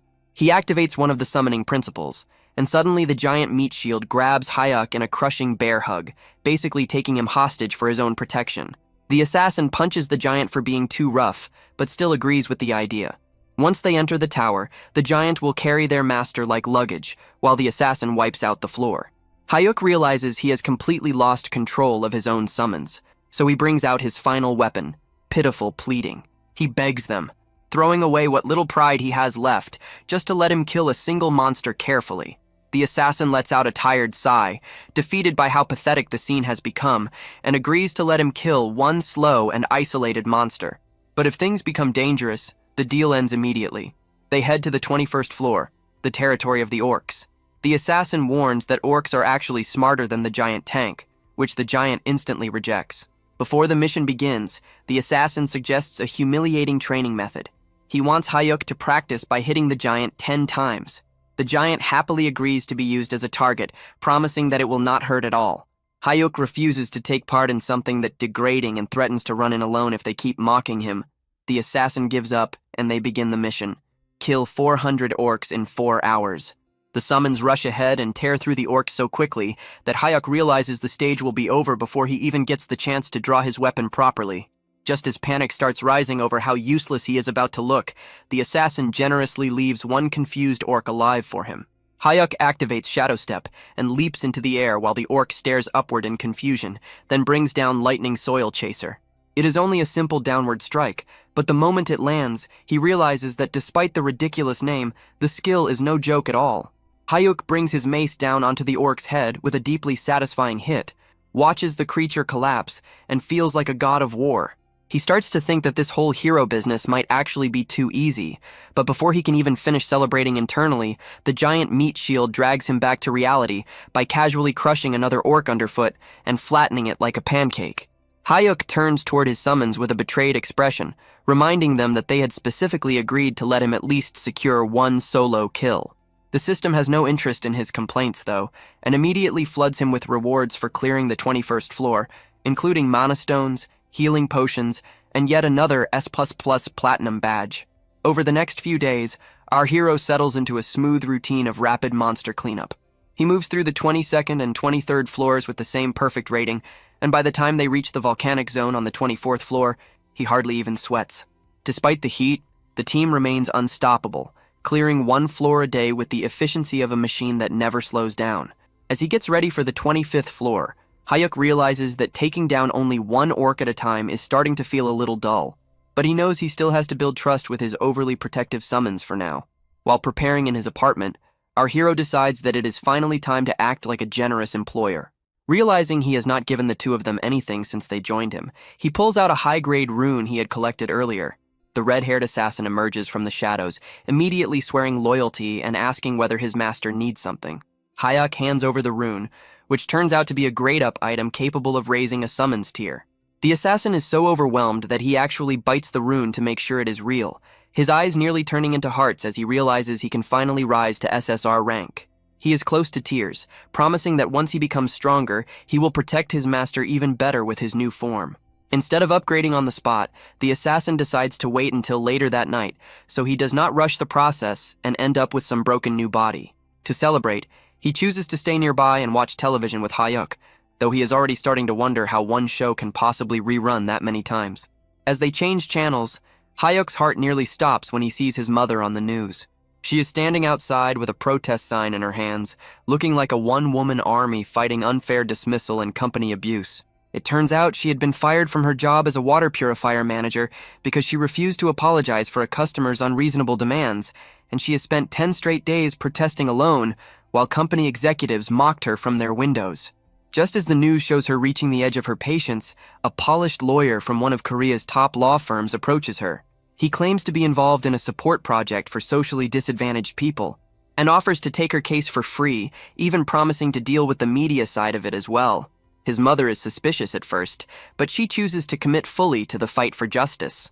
Back at the apartment, Hayuk is drowning in guilt, wondering what the point of having two sons is if their mother still has to suffer alone out on the street. The red-haired assassin immediately pulls out 2 knives and offers to pay the company executives a very violent visit, but Hayuk manages to stop him from turning it into a massacre at the last moment. Our hero starts calculating how many mana stones he would need to sell to cover any hidden legal costs. But then his father calls with even stranger good news. Not only is the lawyer free, but the best hospital in the country has suddenly chosen his father for a fully funded hip surgery and rehabilitation program. Before Hayuk can even process this sudden wave of good fortune in the family, he calls his younger brother, who reveals that he has just received a huge national scholarship from the Awakened Management Department. Hyuk quickly realizes that this is not just random kindness from the universe. Luck on this level has the government written all over it. He arranges a quiet meeting with the agency's team leader, and over a meal, he goes straight to the point and asks why they are interfering in his family's lives. The team leader does not even bother pretending otherwise, explaining that if Hayuk has problems at home, it affects how he performs inside the tower. He claims this level of support is normal for elite players, but before Hyuk can push back, the man drops a new contract onto the table. It is an ultra-elite special management agreement, and as the team leader grins and suggests they sign it on the spot, Hyuk starts sweating hard. His heart is slamming inside his chest, trying to break free as he faces the captain.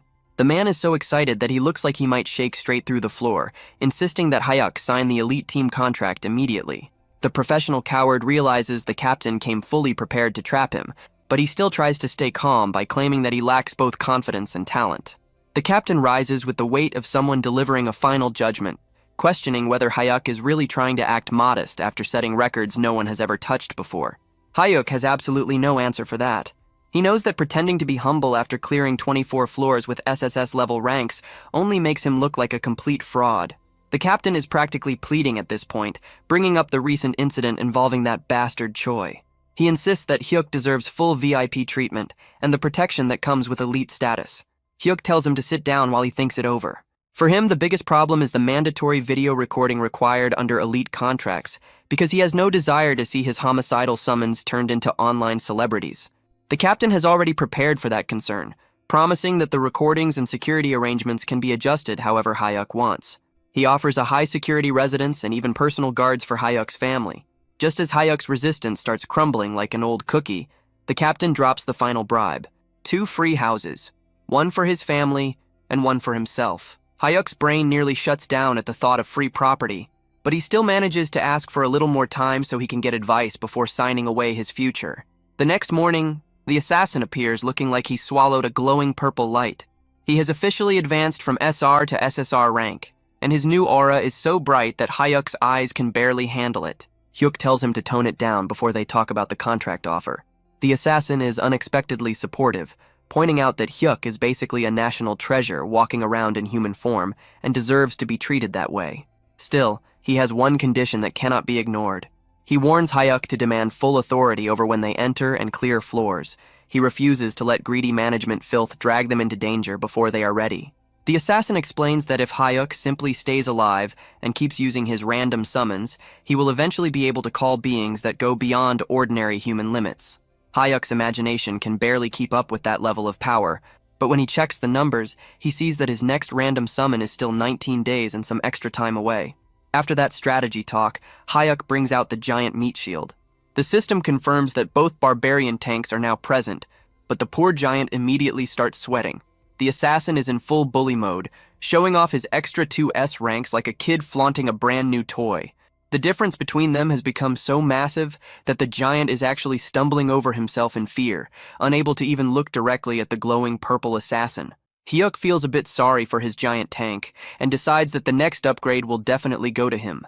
They head into the 25th floor, where the mission is to wipe out 100 orcs in 10 hours. As the wave of green monsters rushes toward them, Hyuk wonders whether he can secretly steal a few kills for himself. The assassin tells the giant meat shield to move first and draw the enemy's attention, and the barbarian launches himself into the air like a massive hairy cannonball.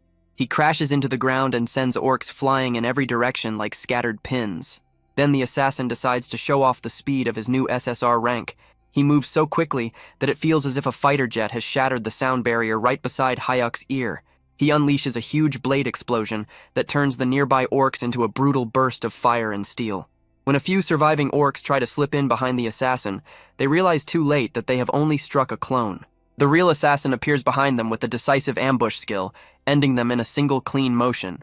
The remaining orcs stare at him with faces that make it clear they would rather be anywhere else. The assassin only wonders why they look so miserable when the real fun has barely begun.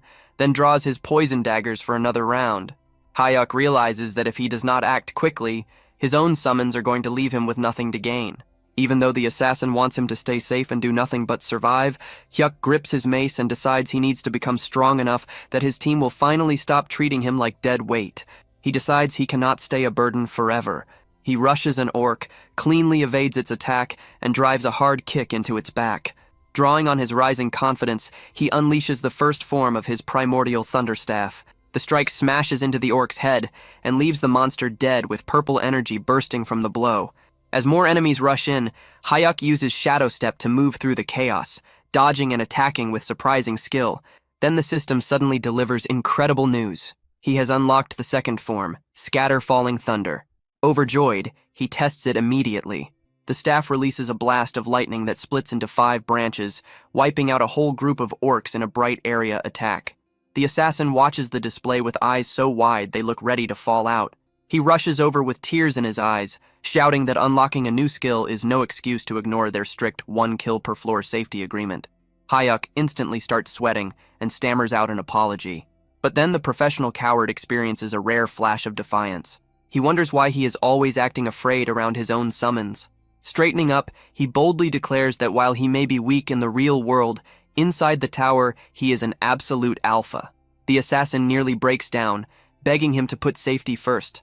But Hayuk brushes it aside. Drunk on his own confidence, he declares that he wants the orc chieftain to appear right now so he can crush its skull himself. Then he turns around and finds the orc chieftain already standing right behind him, looking like a furious wall of muscle. Our boy's whole alpha act vanishes in an instant. He drops his weapon, cries out for his bodyguard, and is immediately pulled out of danger by a very pleased, grinning assassin. Realizing he should have kept his mouth shut from the start, he points a shaking finger at the giant monster and orders his team to erase it. The summons are more than happy to obey. The giant meat shield rushes in from the front, while the assassin slips behind the distracted beast with his dirty ambush skill, bringing the boss fight to an end within seconds. System windows instantly fill Hayuk's vision. The 25th floor is cleared with an S++ rank, earning him another platinum badge. Because he has now piled up 25 of them, the system offers him a major reward. He is given the choice between trait enhancement, skill copy, a random item, or summon grade enhancement. He immediately chooses trait enhancement, knowing only an idiot would pick anything else. His status window updates and raises his simultaneous summon limit to 3, not counting himself. That means they are now a proper 4-man squad, and his next random summon cooldown is exactly 18 days away. To celebrate the victory, Hayuk treats his summons to a huge meal of spicy pork. When asked whether he can handle the heat, the assassin reacts with open confidence, acting as though being weak to spice is something beneath an SSR-ranked being. The giant happily devours his portion and says the food actually tastes sweet. Suspicious, the assassin takes 1 bite. A moment later, he is shaking on the floor and crying as the spice destroys his mouth. The giant looks up at Hyuk with bright eyes and casually suggests throwing the dying assassin in the trash and summoning a replacement. Hyuk only laughs at the betrayal. Feeling unusually confident, Hyuk decides it is finally time to tell his family the truth. He arrives home carrying expensive premium beef, and that alone causes immediate panic.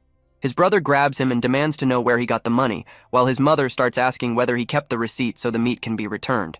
His father plays peacekeeper and tells everyone to stop talking and just eat the expensive food. As he watches his family finally enjoy a proper meal, Hayuk drops the truth on them. He tells them that he is an awakened player. The table falls completely silent. His brother tells him to stop talking nonsense and eat his fruit. His mother assumes it is some awful joke, and his father asks whether he is talking about a video game. Since words are clearly not enough, Hayuk makes a quick call to the management team leader. Soon after, the whole family is standing in the lobby of an incredibly luxurious association building. The team leader formally tells his mother that her son is a precious national asset and a highly valued elite player. He then leads the stunned family upstairs and opens the doors to a huge, glittering penthouse. Hyuk gestures at the absurd display of wealth and calmly tells them that they live there now, leaving the entire family completely speechless. At the awakened management department, Juhyuk finally signed the agreement. Until not long ago, he had never imagined that he would end up accepting an elite contract. Life had turned in a direction he never expected. Team leader Gwanghail apologized, saying that they could only offer an annual salary of 2 billion won because the starting pay for elite players was regulated. He added that someone like Player Ban should honestly be receiving far more. Juhyak thought to himself that even 2 billion more now sounded strangely normal.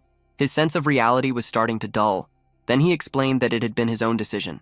He simply was not comfortable with it becoming publicly known that he was the S++ rank record holder. If that happened, his private information would be exposed as well. If his face spread across television, social media, and every other major outlet, it would become difficult even for his family to go outside. Just imagining that was awful. That was why he had not even told his family that he was the S++ rank record holder. Gwanghail nodded and then asked whether his family liked the house. If anything was missing, he said they should speak freely. Juhyak replied that it was already more than enough. As he checked the message his brother had sent earlier, it said that he had seen their mother cry for the first time. She said she had never lived in a house like that before. It seemed she truly loved it. The message went on, saying that his own room was unbelievable too, with a laptop, a full gaming setup, and everything else. The television was so large it looked like a movie screen. He had thought he might actually faint. Then the message shifted into affection, but Juhyak stopped reading there. He wondered whether life could really get any better than that, then immediately thought that such a wish might be greedy. Gwanghail then showed Juhyak the office residence where he would be staying and explained that everything had already been prepared. It had been fully furnished, with appliances and furniture included, so he could move in at once. He asked if Juhyak was truly fine with a 2-bedroom unit, adding that they could provide something larger. Juhyak liked it, and to him, it already felt like a penthouse.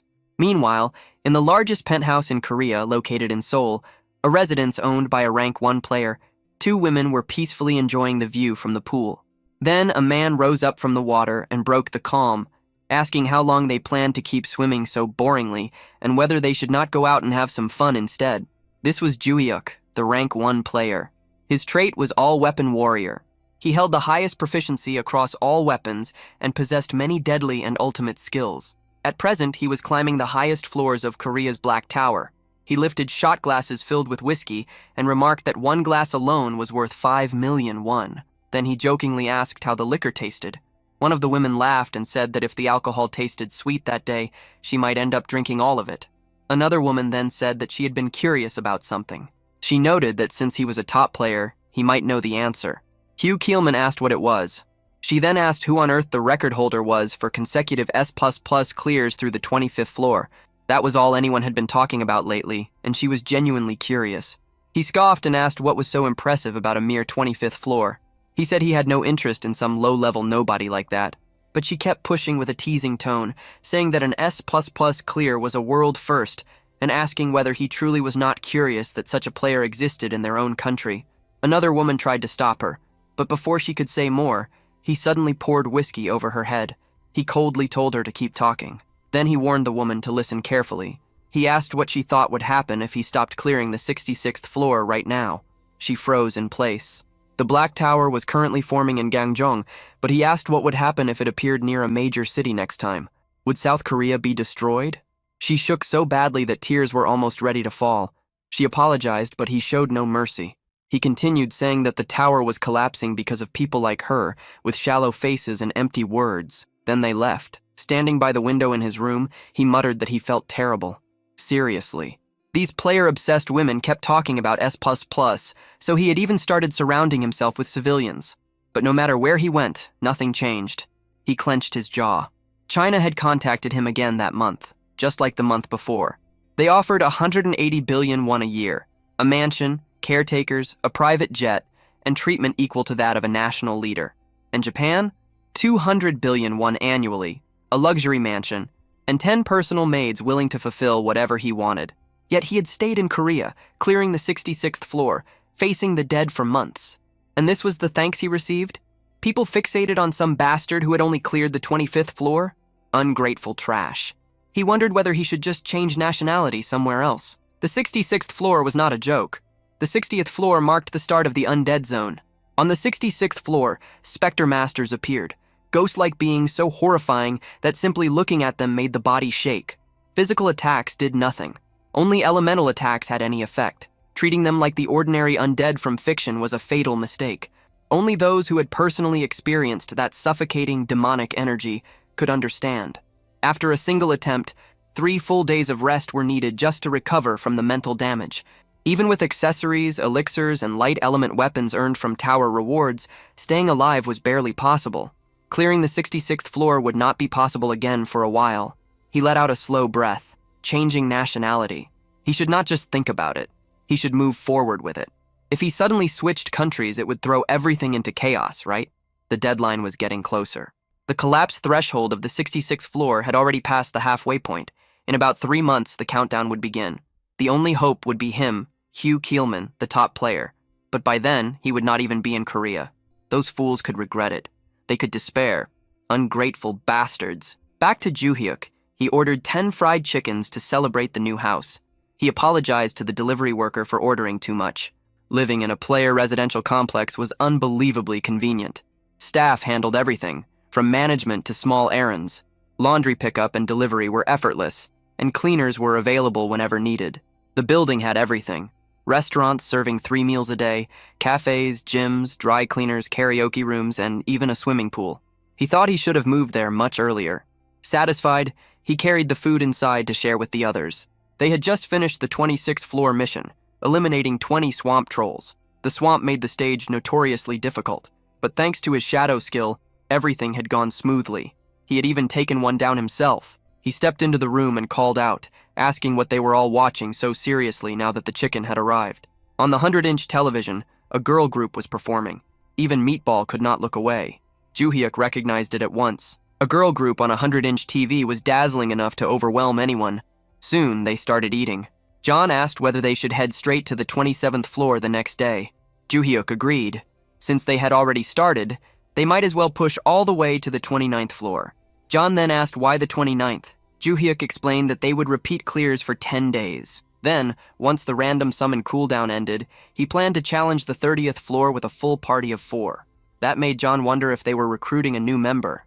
He admitted he was looking forward to it, but then hesitation crept in. If an SSR rank summon or something even higher appeared, his place as the right-hand man might be in danger. Even so, for the summoner's safety, that outcome would probably be better.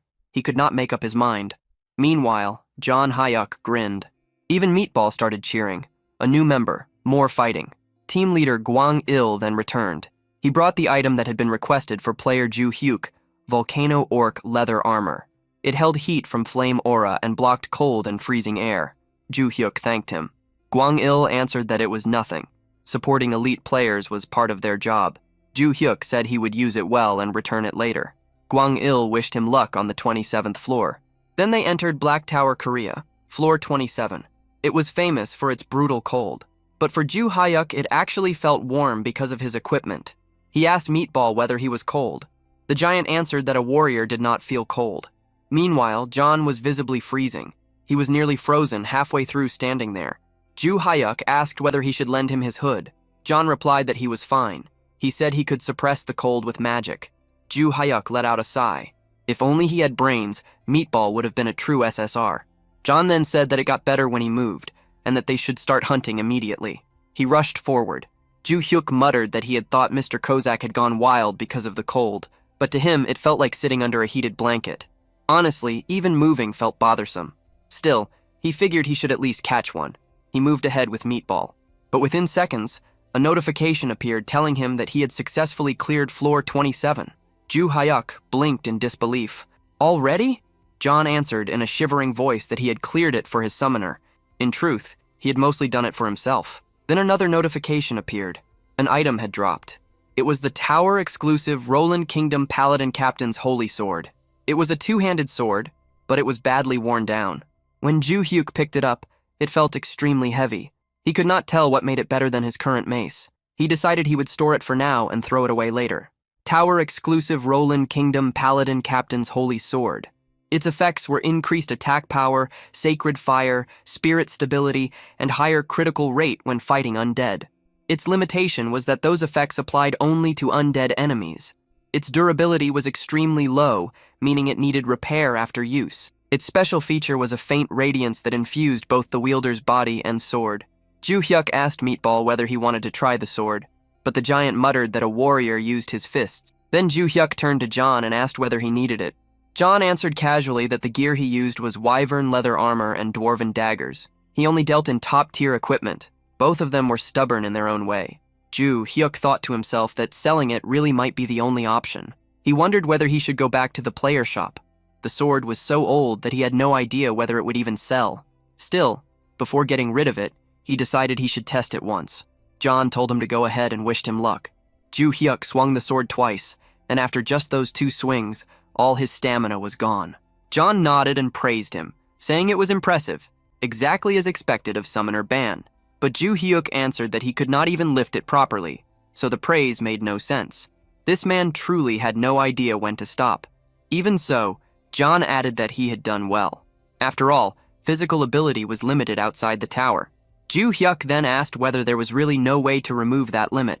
John paused for a moment before saying that it was possible. If the boundary between the real world and the tower disappeared, that restriction would be lifted. The many towers across Earth would collapse, and reality itself would become the same as the tower. And when that happened, players would be able to use their full power. He looked at him with a serious expression and said that such a thing would be a sign of coming disaster. At the Japanese embassy in Korea, located in Gwanghwamun, a call came in. The message said that the rabbit wanted to leave its old nest and move to a new one. The rabbit referred to none other than the rank 1 player, Hugh Keelman. That was good news. Very good news indeed, the counselor replied. However, he added that the caller would have to bring him over personally. The wolves were watching the rabbit. He told them not to worry, saying calmly that he would handle it. Counselor Tomo of the Japanese embassy gave a faint smile. A storm was about to strike. 2 days later, at Black Tower in Gwanghwamun, Republic of Korea, floor 65 had been cleared. Progress stood at floor 66 with the deadline showing 92 days, 13 hours, 34 minutes, and 52 seconds. Jung-Hook felt uneasy as he remembered what John had said about it being an omen of doom. Still, the higher floors were meant to be handled by top players like Hugh Keelman, right? Worrying would not change anything. He only needed to keep climbing at his own pace. So he decided that since they had cleared the 28th floor yesterday, today they would take on the 29th. The 28th floor had been troublesome, with giant trolls attacking from the tops of enormous trees. It would have been difficult for John alone, but thanks to Meatball, they had managed it. Thinking back, Jung-Hook wondered how they had even dealt with those trees. If Meatball had only a little more intelligence, he would have been a true SSR. They had dropped from the trees like chestnuts. John had shouted a warning, and his finishing strike had been clean. But the 29th floor was different. It was infamous for its filthy plague trolls, creatures that wandered around dripping yellow pus and foul discharge. Some players had even gotten sick during their attempts. Jung-Hook decided they needed to prepare carefully, then summoned John and Meatball. John immediately announced his presence with pride, saying he was at his summoner's service. Meatball quietly said that he was there as well. Jung-Hook muttered for Meatball to please stop calling himself Meatball. Then they entered the 29th floor. Jung-Hook asked whether the two of them were really fine without masks. Meatball confidently answered that warriors did not get sick.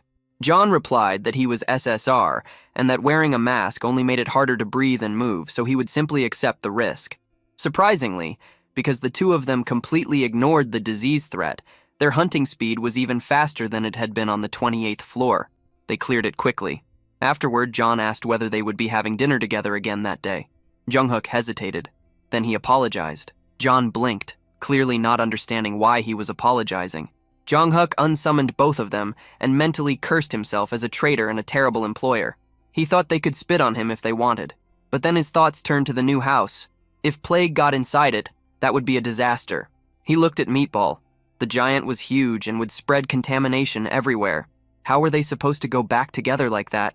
The next day, at the gym inside the Awakened Management Department, a woman was doing squats with a barbell. After finishing her set, she dropped the weight. She was Nam Gun, Korea's rank 2 player, a trained swordswoman currently climbing the 62nd floor. She frowned. The dark zombies on the 62nd floor released an aura that corrupted players during battle. She could not see a way past it. She clenched her fists and wondered if this was her limit. Even if that was the case, as an elite player, she believed she had to keep moving forward until her body gave out. She drank a protein supplement. At moments like this, mindset mattered. She prepared herself for another set. But suddenly, people rushed past her. Mina was among them. Something was clearly happening. Mina quickly explained that news had just broken. A press conference was underway and Yu Keelman was speaking with a cold tone. He criticized the Awakening Management Department, saying it focused only on policy while neglecting allied teams. He declared that the future of the Republic of Korea looked bleak. Then he announced that he would leave Korea that very day and continue his career as a Japanese player. The news hit Young Hyuk like a shock. Yu Keelman, the country's top player, was switching nationality. Team leader Gwang-il confirmed it. That was why they had urgently called him in. He carefully asked how long it would take Young Hyuk to reach the 60th floor. Young Hyuk let out a quiet breath. He had expected this question. He explained that he was currently on the 29th floor. Even if he cleared one floor each day, it would take about 37 days to reach the 66th floor. The deadline was around 90 days, so it might look possible. But realistically, it was not that simple. For difficult sections, he would need at least 10 days of preparation. And according to his contract, climbing higher floors was entirely his own decision. Gwang-il lowered his head in apology. They had just signed the contract, yet he was already asking for something this heavy. Still, the situation had left them desperate. Young Hyuk thought to himself that seeing that expression only made it harder to refuse. Even so, what seemed impossible might still be forced into reality. At that moment, the door suddenly burst open. It was Nam Gyun. She had rushed in after hearing the news from Mina. She asked immediately about light attribute items from the United States. Gwang-il shook his head. Those items were still extremely rare worldwide. She nodded, apologizing for her urgency, then noticed Young Hyuk. She realized there was a guest present. Young Hyuk froze under her gaze. Gwang-il hesitated before explaining who he was. Young Hyuk quickly bowed, saying he was only there to sell some items. For someone like him, this moment alone felt like a major achievement. He then remembered something. He mentioned that he had obtained an item earlier and offered it for her to examine since she needed light attribute equipment. He showed her the sword. She carefully inspected it and asked if she could take a closer look. Young Hyuk agreed immediately, his face flushing slightly. She examined the weapon and read its effects. Increased damage against undead and improved critical rate. Her eyes widened. She had never seen effects like that before. Then she placed her hand on his shoulder and asked him to lend it to her just this once, promising to repay him in any way. Young Hyuk froze completely. Her face was close, far too close. His thoughts stopped entirely. He could not process anything beyond how beautiful she looked. For a brief moment, his mind drifted away from reality.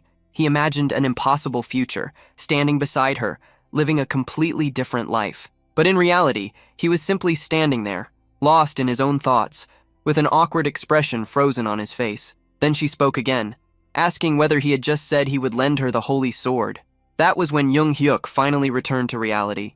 He realized that he had drifted off into a ridiculous fantasy without even noticing. Startled, he straightened up at once. He quickly confirmed that yes, of course, he would lend it to her. He told her to use it freely and let him know how it performed. She thanked him warmly, calling him Player Bong, and said that if he ever needed help, he could ask at any time, and she would do whatever she could. She prepared herself almost instantly.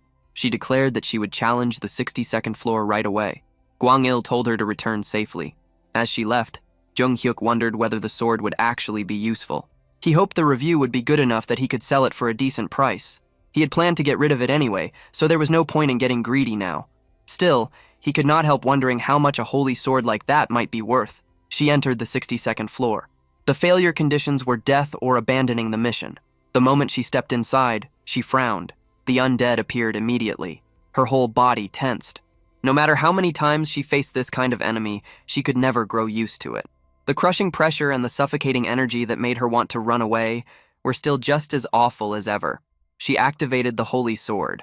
A faint white glow appeared. The blade looked badly worn, and the light it gave off was dim. It felt weaker than expected. The other light attribute items she had used before had shone much brighter. She questioned whether this would really be enough. Then, the undead rushed her. She realized she had no choice but to confront it head-on. To face the enemy without retreating, that was a player's fate. She charged forward. Their attacks collided. The undead's claws were wrapped in dark energy, and that power came crashing toward her. Her body immediately felt heavy. At first, it seemed as though nothing had changed. She thought the sword was useless. Then suddenly, a system notification appeared. Holy Sword Effect, Steadfast Mind activated. A hidden effect had triggered. The dark aura that had entered her body was reflected and completely nullified. She froze for a moment in disbelief. Then she swung again. This time, one strike landed as critical damage against the dark zombie. Her eyes widened as she realized that the dark aura was being erased. If that continued, then the fight had already turned. She pressed the attack. Slash after slash followed. Within seconds, the dark zombie fell. It felt absurdly easy, and from there, she began tearing through the floor without stopping. Meanwhile, team leader Guanyil checked the time. It had been 2 hours since she entered the 62nd floor. Whenever player Namgun failed, she usually returned by then. He wondered how it would go this time. Then she appeared. Juhyuk's eyes sharpened. She was back. Guanyil welcomed her back and praised her effort. She told him to wait a moment while she took a healing potion and removed her armor. Juhyuk immediately thought that there was no way she could have already cleared it, so he assumed she must have abandoned the mission. Maybe even with the holy sword, it had still been impossible. He nervously asked how it had gone and said he was glad she returned safely. He asked whether the holy sword had at least been somewhat useful, and added that if it had not been good, she could be honest about it. She gave no answer at all. Instead, she walked straight toward him and wrapped him in a tight hug. And in that instant, something inside Juhyuk's lifelong, painfully untouched existence cracked apart completely. His brain stopped working. He could barely process what was happening. To him, she suddenly felt far too aggressive, far too close, and far too dangerous for his sanity.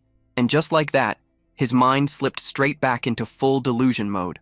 Now his mind had already gone even further, imagining the two of them attending their child's elementary school orientation together. She thanked him with complete sincerity, saying that without the holy sword he had lent her, she would have definitely failed. Meanwhile, Juhyuk was still trapped in his own thoughts, mentally watching their imaginary children grow up. Then she turned toward team leader Guanyil. She reported that the 62nd floor clear had been a success. With more testing, she could confirm it fully, but if things continued going well, she believed that even the 66th floor might become possible with that sword. Team leader Guanyil burst with joy. If that was true, then everything had changed. In his mind, he realized that if this sword had ended up in Yu Keelman's hands instead, it would have been a disaster. That man would have kept all of its value to himself. Then Guanyil glanced at Juhyuk and thought that the more he learned about him, the more interesting he became. Gyun suddenly stepped back, apologizing because she had gotten carried away. That was when Juhyuk finally came back to his senses. It felt as if he had lived an entire lifetime inside that delusion. She explained that she had used the sword well, but the blade had been damaged in several places. Juhyuk thought that it had already been in rough condition from the start. At this rate, it would probably wear down completely after only a few more uses. Guanyil added that this was not a problem. There were skilled craftsmen in the player workshop, and with proper repairs, the sword could last much longer. Relief appeared on her face. Juhyuk then asked whether the repair costs would be high. Guanyil immediately answered that the department would cover it. Juhyuk hesitated for a moment, then asked whether they would rather buy it from him outright, since they were going to need it for clearing the higher floors anyway. Guanyil shook his head. In his view, selling it would be a mistake. Renting it out would be far more profitable while still keeping ownership. There were hundreds of towers across the world, and most countries had not even reached the 60th floor yet. That meant people would come looking for this weapon. It could be rented out for 10 billion won every single time it was used. Juhyuk froze. A rental business. Pure profit. Guanyil continued, saying that the department would even handle all the rental procedures for him. Juhyuk nodded immediately. Then he offered to rent it to the department for 1 billion won for now, while leaving room to expand globally in the future. Guanyil quickly waved that idea away and said there was no need to worry. The department would handle everything. Once all of it was settled, Juhyuk was overflowing with excitement. 10 billion won per rental. It did not even feel real anymore. This was no longer just a sword, it was a gold mine. So he declared that the day called for a celebration. He bought food for John and Meatball. John was thrilled, clearly touched that Juhyuk had personally bought it for them. Even Meatball was overjoyed, saying that no one had ever treated him this well before. Juhyuk told them to eat as much as they wanted and not hold back. He admitted that thanks to the two of them, he had made it this far. That evening, breaking news spread across Korea. The 62nd floor had been cleared successfully. A new holy sword with divine attributes had been revealed. Player Namgun had emerged as a new hope for the 66th floor. People even began forgetting Yu Keelman. And just like that, because of Juhyuk's unexpected contribution, Korea's crisis slowly started turning into an opportunity. 10 days later, Juhyuk had spent the past stretch of time repeatedly clearing the 28th floor as preparation. Now the long-awaited moment had arrived. The cooldown on the random summon had finally ended. He washed himself carefully, trimmed his nails, and had even been fasting since the day before. He wanted the best result possible. He clasped his hands and prayed for something incredible. SSR. No, even better. LSR. Legendary Super Rare. John smirked and told him not to worry, saying it would turn out fine. Surely they would not end up with another summon like Meatball. Meatball immediately reacted to that. Juhyuk replied that there was nothing wrong with Meatball. After all, he had helped them clear so many floors already. John let out a sigh. Then he looked at Meatball, and the giant only smiled brightly. He told her not to smile like that again because it was unsettling. Then he forced himself to focus. Juhyuk called out for the random summon, praying that the result would be a high grade.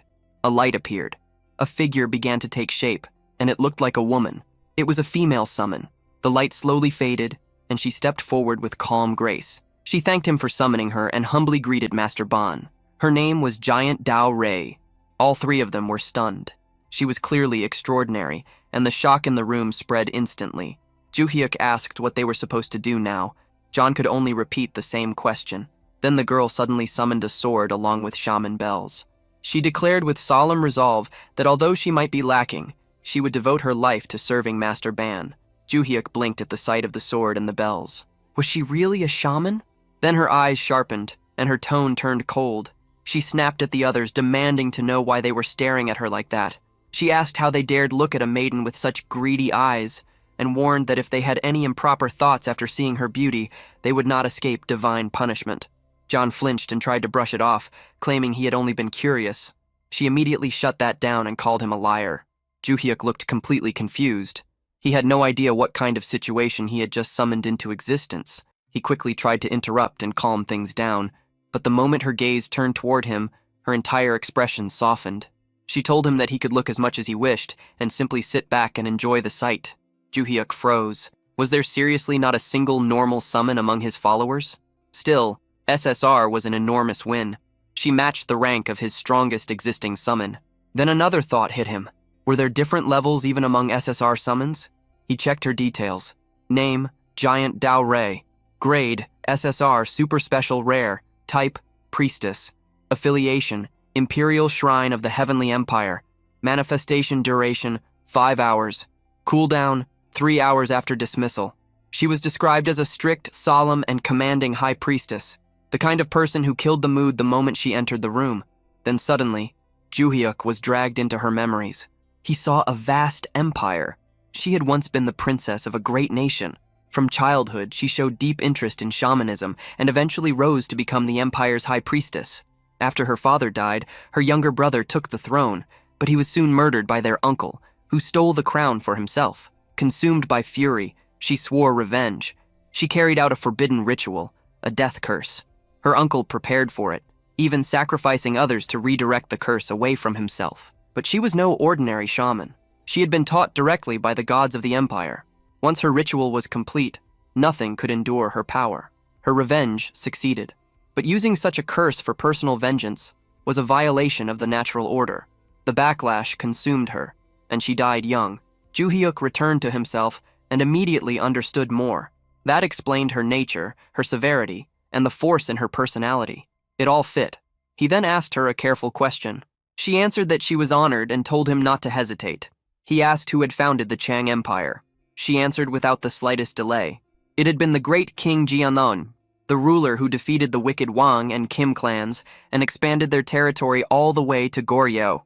He had been a great ruler who changed the nation's name from Baekje to Chang. Juhyuk asked if that meant the giant founder of later Baekje was the one she was referring to. She slowly nodded and confirmed it. Then Juhyuk fell into thought. A parallel world. In her world, later Baekje had unified the three kingdoms instead of Goryeo. Kozak had once mentioned that his previous world also resembled modern Earth. Juhyuk kept thinking. The history before the three kingdoms matched what he knew. It seemed that history had split off exactly around that era. It was fascinating. No wonder she carried herself that way. She had literally been a princess. Then suddenly, another thought hit him. He had been fasting since the day before for the summon. Now that everyone was gathered, maybe they should eat some ramen. John agreed immediately and asked for a mild one. Then Juhyuk turned to Jian and asked about her choice. She hesitated, feeling that being picky about food went against proper conduct. Meatball said everything sounded amazing. John added that anything made by Master Bong was the best. Juhyuk smiled and said he would make it quickly, telling them to just grab a large bowl. Then Jian suddenly exploded. She demanded to know how they could act so shamelessly when they were merely summons. She said they deserved a beating and told them to get lost immediately. How could they allow Master Bong to prepare food with his own hands? Her sudden outburst startled Ju Hyuk. John protested, saying that they were the same rank, so he could not understand why she kept talking down to them. But Jian stepped forward with overwhelming authority. She said she had tried to stay reasonable, but now it seemed she would have to curse them just to make them understand. John immediately backed away. A curse was not something he wanted anywhere near him. In the very next moment, they were all in the kitchen. John declared that he would make the ramen. Even Meatball ended up struggling with the pot. Ju Hyuk let out a sigh. A crazed assassin and a savage warrior. Apparently, even these death-defying lunatics still had things they feared. After the meal, Ju Hyuk asked if they should head to the tower. Jian declared that this maiden would serve him with complete loyalty and that he only needed to give the order.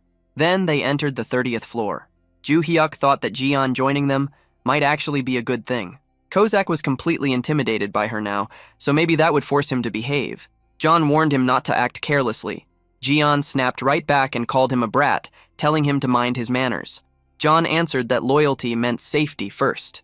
Meatball then declared that he would handle everything himself and that he would protect the summoner even if it cost his life. Jian heard that and turned to John, saying that although she first took him for ill-bred trash with no manners, his spirit was at least in the right place. John flushed a little and muttered to himself, wondering if the hierarchy had already been settled. The mission appeared. Defeat 18 trolls and 1 twin-headed troll. Time limit, 13 hours. John started analyzing the situation. He wondered how a shaman like Jian actually fought. Based on her past, he assumed it would involve curses. Maybe she would unleash some kind of death ritual on them. Then Jian suddenly summoned speakers. Normally, she explained, she would need a master drummer, but since she was alone, she had to make do with another method. Then she began the ritual. She declared that the god's protection was with Master Bong and ordered the wicked spirits to disappear. Divine energy spread across the battlefield. Meatball's body swelled with power, and his skin turned hard like steel. Even the troll's attacks could not leave a mark on him. With a single swing, he erased more than 10 trolls at once. Jong Hyuk's senses grew sharper. His attacks felt quicker, cleaner, and far more deadly. The trolls themselves began to slow down. He immediately realized that she was applying buffs and debuffs at the same time. He had never seen anything like it before. His fighting spirit surged wildly inside him. So he shouted that it was time for him to hunt some too. He tried to rush toward the trolls, but Jian grabbed him at once. She told him to hold back, insisting that combat was best left to his servants. He only needed to sit comfortably and watch. Jong Hyuk felt frustrated. He only wanted to take down one. But Jian could not understand why he would lower himself to stand beside such lowly beings. She insisted that he must not degrade himself like that. Jong Hyuk realized he was about to miss everything again. He told her to let go, but she refused. He could only curse the situation as it happened all over again. Before he could do anything, the mission was already finished. A level-up notification popped up. Jong Hyuk let out a sigh and thought bitterly that he had not managed to defeat even one enemy. He felt that he should have ignored her and forced his way in. Then Jian looked at him. She asked whether he was displeased. Her eyes shook visibly. She looked as though she might start crying at any second. Jong Hyuk froze. For a moment, he could only stare, realizing that she really did look like she was about to cry. Leaving Ju Hyuk stunned and with no idea how to respond, he stood there completely lost as Giant Delray broke down in tears. Through her crying, she tried to explain that everything she had done came only from worry for his safety. Again and again, the people around her had disappeared, and she was terrified that the same thing would happen once more. Hearing that, Ju Hyuk finally began to understand the burden she carried. She had lost her father at a young age, been betrayed by someone she trusted, and had even watched her younger brother die. Even knowing the price, she had still chosen revenge, fully aware that it would take her own life in return. The feelings behind that choice, the loneliness, the fear, and the despair, suddenly became much more real to him. She was not just a summoned being tied to a duty, but someone with a fragile heart hidden beneath a cold and disciplined exterior. Ju Hyuk reassured her and promised that he would stay safe and would not recklessly throw himself into danger. That simple promise was enough to settle her. At that moment, John and Go Bang returned after finishing the cleanup. The instant John saw her crying, he completely misunderstood the situation. Assuming it had something to do with him, his reaction only made things worse. Covered in monster blood, he immediately drew her anger again and was quickly chased off under the threat of another chant, leaving him no choice but to retreat without resistance. Later, back at home, Ju Hyuk counted the rewards they had gained from their progress. After collecting 30 badges, he unlocked a hidden reward, a cooldown reset ticket for his summoning skill. The idea of calling another companion right away crossed his mind, but when he looked at his current group, he decided not to do it. Their strength was already more than enough, and it seemed smarter to save that chance for a moment when it was truly needed. Meanwhile, Ga-hyun continued climbing and successfully cleared the 63rd floor. News of her success spread quickly, drawing attention to how important the Holy Sword had become against undead enemies. With that weapon, as long as the dark aura could be resisted, the undead were no more dangerous than ordinary monsters. As the deadline to conquer the 66th floor grew closer, tension spread throughout the country. With Gwangil gone, uncertainty weighed heavily on everyone.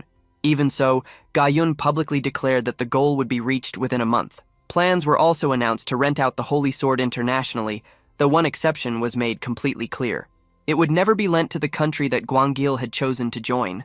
During all of this, Gwangil reacted with open fury, blaming the entire mess on the fact that the sword had not been revealed earlier. At the same time, pressure from higher authorities forced him to speed up his own climb, pushing him to challenge the 57th floor immediately and even appear on television to calm public opinion. His frustration only deepened, and he became set on finding the owner of the Holy Sword and making that person pay. As the news spread across the internet, speculation over the sword's owner exploded. Seeing all the praise aimed at that unknown figure, Ju-hyuk could not help feeling a quiet sense of pride. Behind him, the others could only watch in silence. Not long after, a delivery arrived. It was the high-end ice cream Ju-hyuk had impulsively ordered. Deciding to treat everyone, he handed it out. As usual, he took the first bite himself, a small habit that had formed ever since Giant Del Rey joined them. Go-bang and John immediately gave in and ate without restraint, while Giant Del Rey at first tried to keep her dignity, criticizing their poor manners. But the moment she tasted it, that composure fell apart. The sweetness caught her completely off guard, and even she could not hide the reaction. She tried to recover her pride afterward, but it was obvious that she had been affected just as much as the others. Once they finished, she thanked Ju-hyuk and then brought up a request. Before her summoning time ended, she wanted to perform a ritual to draw good fortune toward him and drive away misfortune. When asked whether there was anything troubling him, John immediately brought up Gwangil and retold everything that had happened. The moment Giant Del Rey heard the story, anger rose inside her. She declared that such a person should not go without punishment and asked for an item that had once belonged to him. Ju-hyuk refused at first, worried about what might happen if she used another dangerous curse. But she explained that this would not be a death curse. It would be a karmic ritual, something that would only speed up the natural consequences of his own actions. She assured him that it would not harm her, and after hearing that, Ju-hyuk agreed. Soon afterward, John returned with an item Gwangil had once used. Using that object, Giant Del Rey began the ritual and called upon the balance of karma. When the process ended, an unseen force settled into place, leaving the result to fate. Depending on the weight of Gwangil's past actions, the outcome could range from small misfortune to something far more severe. Elsewhere, Gwangil appeared on television, now presented as Japan's sole hope for conquering the Black Tower. As Japan's symbol for that mission, Gwangil stepped onto the stage and was met at once with loud applause. During the broadcast, he carried himself with full confidence, explaining that although there was still time before the deadline, he had chosen to move early in order to reassure the public. With his strength, clearing the 57th floor seemed like nothing difficult at all, and he intended to prove it right there on the spot. Without hesitation, he entered the Black Tower. The mission was to hunt 15 flame wyverns within 14 hours, creatures that dominated the sky and preyed on ogres. He had cleared this floor many times before, so he knew its patterns well. Even so, as the fight began, a strange sense of unease started creeping over him. He began by targeting enemies that were isolated, the usual method for avoiding being surrounded. As an all-weapon user, he could adjust to any distance, so he opened the battle with long-range attacks. But something immediately felt wrong. The first arrow he released deflected in an unexpected direction, striking a different wyvern and drawing extra attention, though dealing with two at once was still within his ability. Even so, the battle did not unfold the way it should have. After bringing them down, he noticed something unusual. Not a single one of his attacks had triggered critical damage. He brushed it aside and moved forward. Then things got even worse. A sudden sneeze ruined his aim, sending an arrow straight into a cluster of wyverns. At once, 3 of them focused on him and launched a coordinated assault. Even stranger, all 3 released dragon breath at the same time, something rarely seen because of the burden it placed on them. Forced into a desperate corner, Guangil brought out his strongest skills and barely survived the clash. After a brutal fight, he killed 2 of them, leaving 1 weakened wyvern behind. Thinking he had regained control of the situation, he moved in to finish it. That confidence vanished almost immediately. As he stepped back, he accidentally crushed a wyvern egg hidden on the ground, something that should never have been there in the first place. The cry of the hatchling rang across the battlefield and drew the attention of the nearby wyverns. The moment he understood the danger, Guangil realized that staying any longer would get him killed. With no other choice left, he retreated and abandoned the challenge. Outside the tower, the timing could not have been worse. He reappeared right in the middle of a live stage performance. The audience was shocked, but he ignored everything around him and immediately drank a healing potion. Even with the crowd erupting around him, he showed no reaction and walked away in silence. News of his failure spread across the world at once. Public opinion turned vicious, and he quickly became a target of open ridicule. At the same time, Ju Hyuk continued climbing and cleared the 31st floor. But once again, he had failed to join the fight himself, and that left him deeply irritated. Meanwhile, Gayun kept advancing at an incredible pace, breaking record after record thanks to the power of the Holy Sword. Elsewhere, discussions about the sword had already begun in the United States. Since their own deadline was still secure, their attention shifted away from urgency and toward strategy. They decided to delay negotiations and use Japan's growing desperation to squeeze out the highest possible profit, planning to wait until the pressure reached its peak before acting. Then news spread that Chow Min had failed the same floor twice in a row. As a result, he had completely vanished from public life, unable to even step outside his own home. All across Japan, public opinion had turned against him, and a clip of his humiliating collapse spread everywhere, making his situation even worse. Bong Ju-hyuk thought about it and felt that Chow Min was simply facing the result of his own choices. There was some curiosity over whether that curse would last forever, but it was understood that it would not. Once the balance of his actions was restored, the curse would naturally fade away. Even so, although he believed it was deserved, Bong Ju-hyuk still felt a small trace of pity for him. Then his attention shifted, and his energy returned. It was time to challenge the 32nd floor. Cossack prepared himself with a short warm-up, eager to push his efficiency in combat as far as possible. Meanwhile, Mikasa stayed calm and ready as always. At the same time, Meatball was visibly thrilled, practically shaking with excitement at the thought of hunting monsters again. Before they headed out, Bong Ju-hyuk suddenly stopped and said that he had something important to discuss with Mikasa. To shape the mood, he revealed a stack of premium ice cream boxes. The moment Mikasa saw them, she nearly lost control of herself, her excitement rising at once. Bong Ju-hyuk recognized the brand immediately and knew it was one of the highest-tier ice creams available. Meatball reacted just as strongly, his eagerness becoming almost ridiculous to watch. Bong Ju-hyuk found Cossack's knowledge of the brand a little strange, but he let it pass and told both Cossack and Meatball to leave the room so he could speak with Mikasa alone. The two reacted dramatically, begging not to be left out, their emotions swinging all over the place. In the end, Bong Ju-hyuk had to promise them meat if they left, and that instantly changed their attitude. Without any further resistance, they walked out. With the room finally quiet, Mikasa reached toward the ice cream, overcome with delight. She looked at Bong Ju-hyuk with clear admiration, obviously pleased by what he had brought her. But he shifted the conversation and questioned whether it really made sense for someone like him to contribute so little in battle.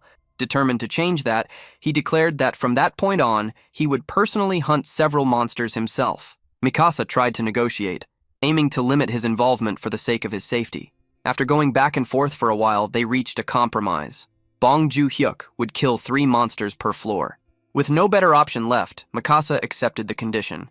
Soon after, they entered the 32nd floor. The mission there was to eliminate Stage 2 Minotaurs. Bong Ju-hyuk explained that Minotaurs appeared from the 31st to the 35th floors, with their stage rising on each level.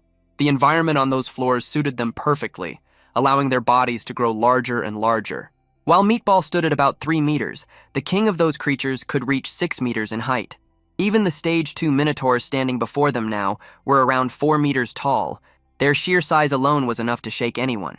Seeing such a huge enemy from up close, Bong Ju-hyuk felt doubt creeping in. After pushing Mikasa to let him fight, backing down now would be humiliating. Just as hesitation started to settle in, Mikasa activated her support magic from behind. Her spell strengthened Bong Ju-hyuk and his summons at the same time, while also slowing the enemies. Encouraged by that silent support, he looked around. Meatball was already holding his ground and had brought down several minotaurs. Cossack stood nearby, ready to step in at any moment if things went wrong. Realizing he was not alone, Bong Joo-hyuk gathered himself and moved toward his target. The minotaur attacked first, trying to crush him with force, but Bong Joo-hyuk pushed ahead, using Shadow Step to slip around it. At the right moment, he activated the third form of his primordial thunder staff, Falling Thunder Flash, and drove the attack straight into the creature's head, bringing it down in one clean strike. He thought about how repeated floor clears had allowed him to unlock that new form. Its speed and power were on a completely different level, though the cooldown was longer.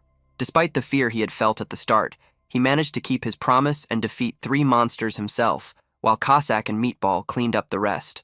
Once again, the floor ended with an S++ rank, earning him another platinum badge. The following day, attention turned to Anya, who had just returned from a higher floor. When asked about her progress, she described the 65th floor as extremely difficult.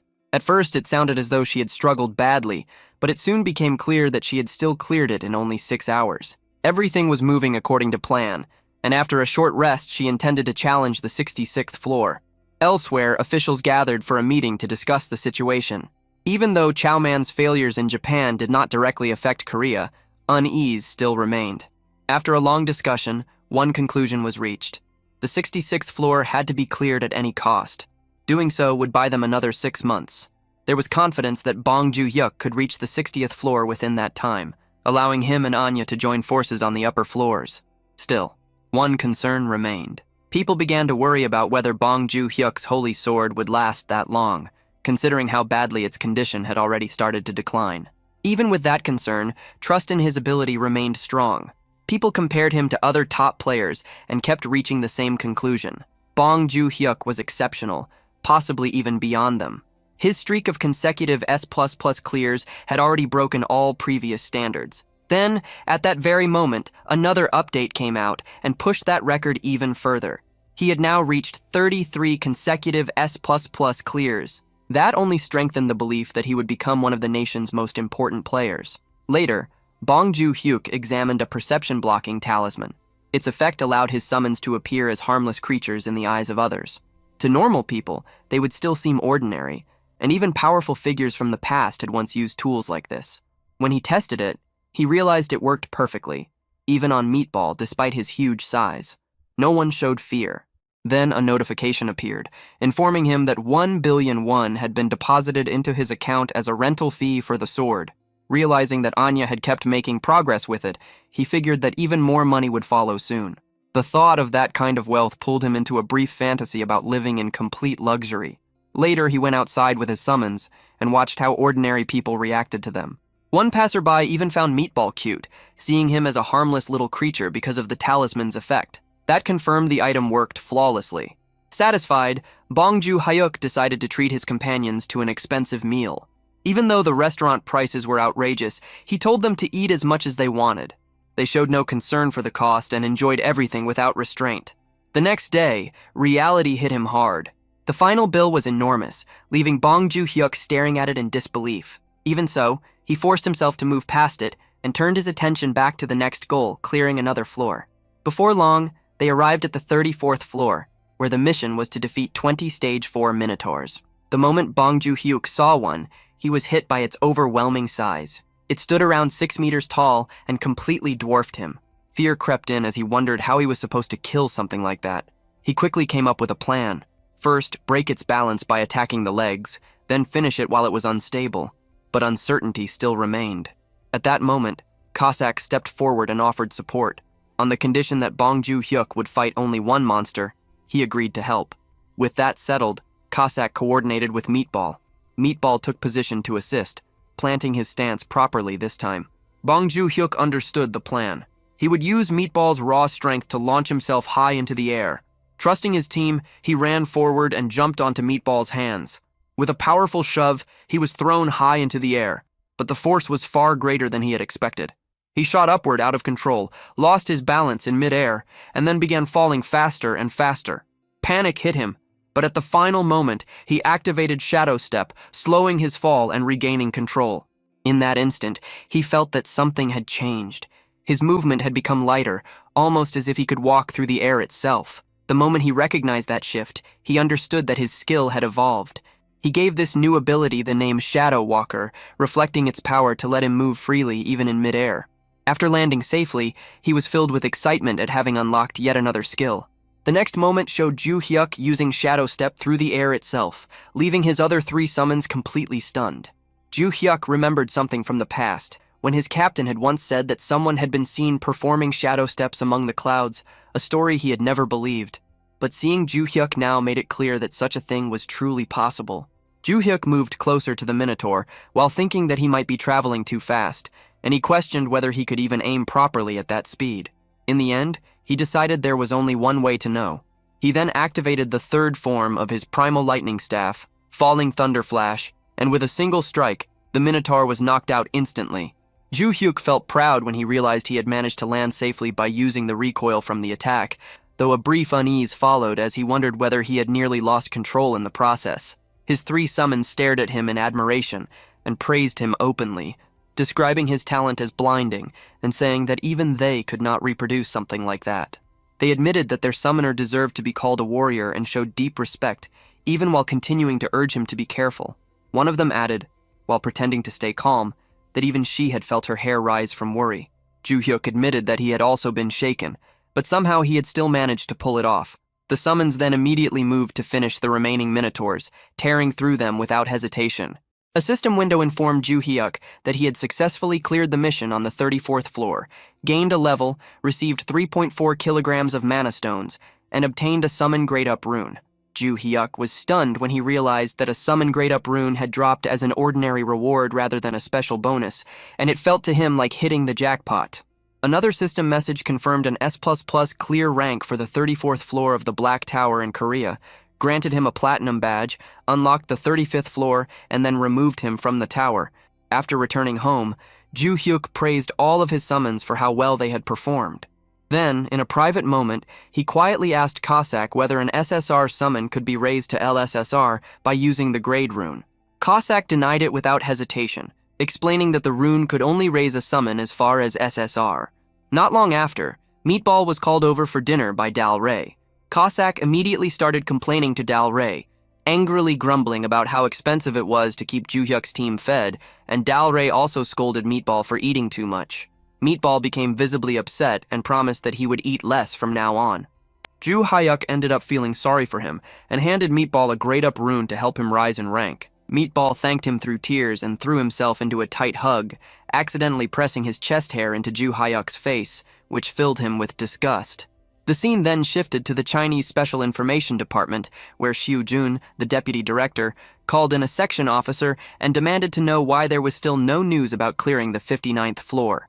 The officer reported that among the forcibly naturalized assets, more than half had gone missing inside the tower, causing major setbacks, and that many were said to have taken their own lives within it. Shujun received a list of elite South Korean players and ordered the officer to select proper targets from recently contracted rookies, making it clear that famous names were to be avoided and that everything had to be carried out without leaving evidence, so the country could never deny responsibility. The officer saluted and left. After that, Shujun reflected coldly that unlike Japan's public attempts at forced naturalization, which had only ended in humiliation, they would simply abduct players if that became necessary. A short time later, 2 days passed. Ju Hyuk and his summons had mostly been living on ramen, as Cossack was trying to save money. Ju Hyuk remained focused on other concerns when a system window appeared, showing a catalog update that listed the dull barbarian Meat Shield as unable to be summoned. Ju Hyuk immediately became worried, but Cossack explained that ranking up involved strengthening the soul and was dangerous, with the risk of permanent deletion if the process failed. The word deletion struck Ju Hyuk hard. Dal Rey scolded Cossack for frightening him, and quickly reassured Ju Hyuk that if Meatball had truly been deleted, his name would have disappeared completely. She explained that his inability to be summoned probably pointed to another cause, possibly the rare case of a 2-rank leap. Cossack agreed, and suggested that Meatball's soul was unusually pure, making him better suited for a successful upgrade. Ju Hyuk, however, rejected Cossack's misunderstanding in his own mind and kept worrying about what a sudden rank jump might mean. Trying to change the mood, Ju Hyuk suggested that they go to a cafe after eating ramen. Then another concern hit him. What if Meatball returned even bigger than before, and what if the new house no longer had enough space? The scene shifted to a cafe, where two men were talking about the coming raid on the 66th floor, assuming it would be cleared easily because of the holy sword. One of them openly expressed admiration for a hero named Nam Gi-un. The other immediately rebuked him for speaking of her without proper respect. Ju Hyuk, moving through the area like any ordinary passerby, stepped in and, without anyone noticing, ended up embracing Nam Gi-un by accident. The cafe drinks and desserts soon arrived, and everyone enjoyed them together. At that moment, Gwangil called Ju Hyuk to congratulate him on his record-breaking streak of consecutive S++ clears. He then brought up the penthouse that had once been used by Yuchi Alman, offering to transfer it to Ju Hyuk for free as a gesture of gratitude for renting out the holy sword at such a low price. Ju Hyuk was caught off guard and asked for time to think before ending the call. Cossack asked who had called, and Ju Hyuk reminded him about the house they had visited earlier. Cossack admitted that it had been magnificent, while Dal Rey agreed that a place like that suited Ju Hyuk's position. Cossack warned him not to trust free gifts, insisting that nothing in life ever came without a price, while Dal Rey encouraged him to accept it as a fair reward for everything he had already contributed. Ju Hyuk remained torn, thinking about how accepting such a gift could make it much harder to refuse future demands from the management department. In the end, he decided that he would buy the house instead. His summons praised that choice, but the moment he checked the price, Ju Hyuk discovered that it was 20 billion won, not the 2 billion he had expected. That left him frozen in place. Cossack asked what had happened, and Ju Hyuk quietly decided that they should leave. As they walked out of the cafe, the summons talked among themselves about how they might not need such a huge home after all. They brought up the trouble of cleaning it, the cost of maintaining it, the long walk to the bathroom at night, the bugs that would gather in the garden, and all the other inconveniences. In the end, they concluded that being with Ju Hyuk mattered more than living in a large place, and they praised his judgment as brilliant. Then, at that moment, two suspicious men entered the cafe carrying the smell of weapons, blood, scars, and gunpowder with them. Cossack immediately recognized them as the same kind of people as himself, and silently marked both of them for tracking. Ju Hyuk called for Cossack and told him they were heading home. Cossack decided internally that, for now, he would keep the situation hidden from his summoner, and the scene ended there. The scene shifted to the Awakener's Management Administration, where Nam Ga-yoon sat in silence, fully absorbed in image training inside her own mind. In her thoughts, she reviewed how the Holy Sword was vital for neutralizing the dark aura of the undead. Even so, she firmly decided that she could not depend on that weapon alone. Her mental training played out clearly, throwing endless enemies at her, including dark mummies, dark zombies, dark skeletons, dark ghouls, and even a full undead army. She had already cut down hundreds of them to reach her current level, strengthening her resolve and sharpening her senses. As the intense image training came to an end, Ga-yoon prepared to leave. Her superior addressed her formally, wishing her luck and telling her to stay careful. Mina also voiced her concern, supporting her with clear worry on her face. With their encouragement behind her, Ga-yoon moved toward the 66th floor of the Korea Black Tower, her focus unshaken as she entered the battlefield. Soon, a skeletal monster appeared in front of her, and without delay, she rushed straight into combat. Hours passed through a brutal struggle, and after 10 exhausting hours, Ga-yoon finally came out of the tower. Her body was drained, her breathing was rough, and the fatigue was obvious. Mina hurried toward her in panic, but Ga-yoon reassured her with a faint smile and a thumbs up, silently showing that she had succeeded. At that moment, a system notification appeared, confirming that the 66th floor of the Korea Black Tower had been cleared. The screen showed detailed information about the location in Gangwon-do, Republic of Korea, the cleared floor, the progression to the 67th floor, and the updated time limits. Hearing the news, Mina excitedly informed Gwang-il and their superior, who were overwhelmed with joy. The boss immediately ordered a press release to be sent out without delay, fully understanding the scale of the achievement. The news spread quickly through the media, announcing that South Korea had successfully cleared the 66th floor of the Black Tower. Special broadcasts followed, and the public reacted with huge relief and admiration. Many said they had been holding their breath for 6 months and could finally sleep without fear. Comments poured in, praising the achievement as legendary and admitting that the country might have been doomed without Nam Ga-yoon. Others called her South Korea's new rank one, saying that real heroes were the ones who quietly held the line. The story of sacrifice and loyalty struck the public deeply. People compared her to those who had fled during the crisis, contrasting them with Ga-yoon's unshaken dedication. Emotional reactions spread as viewers admitted they had cried while watching her enter the battle alone. Calls began demanding national support for her, celebrating her achievement along with the Holy Sword Dungeon.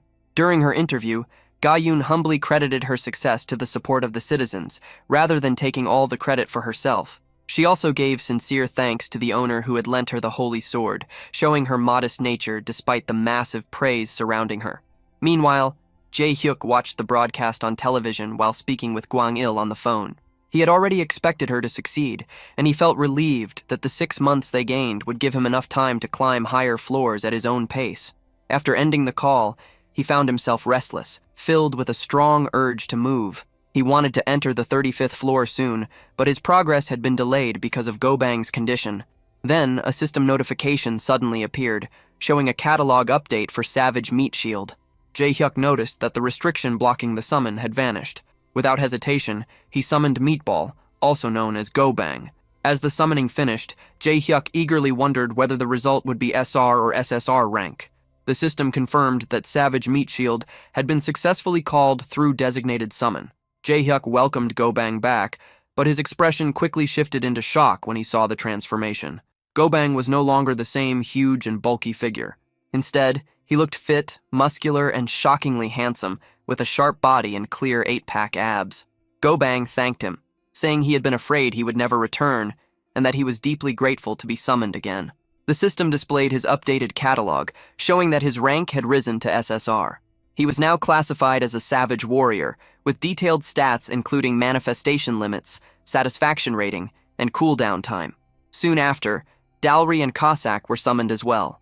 They greeted Jae-hyuk with respect, but both froze when they saw Go-bang's new appearance. Cossack, confused and uneasy, questioned whether their existence had been exposed to another person. Jae-hyuk explained that the transformed warrior was none other than Go-bang himself. Their disbelief was clear. As Cossack struggled to accept it, Jae-hyuk congratulated Go-bang on his reinforcement, noting that the sharp rise in rank had changed his body completely.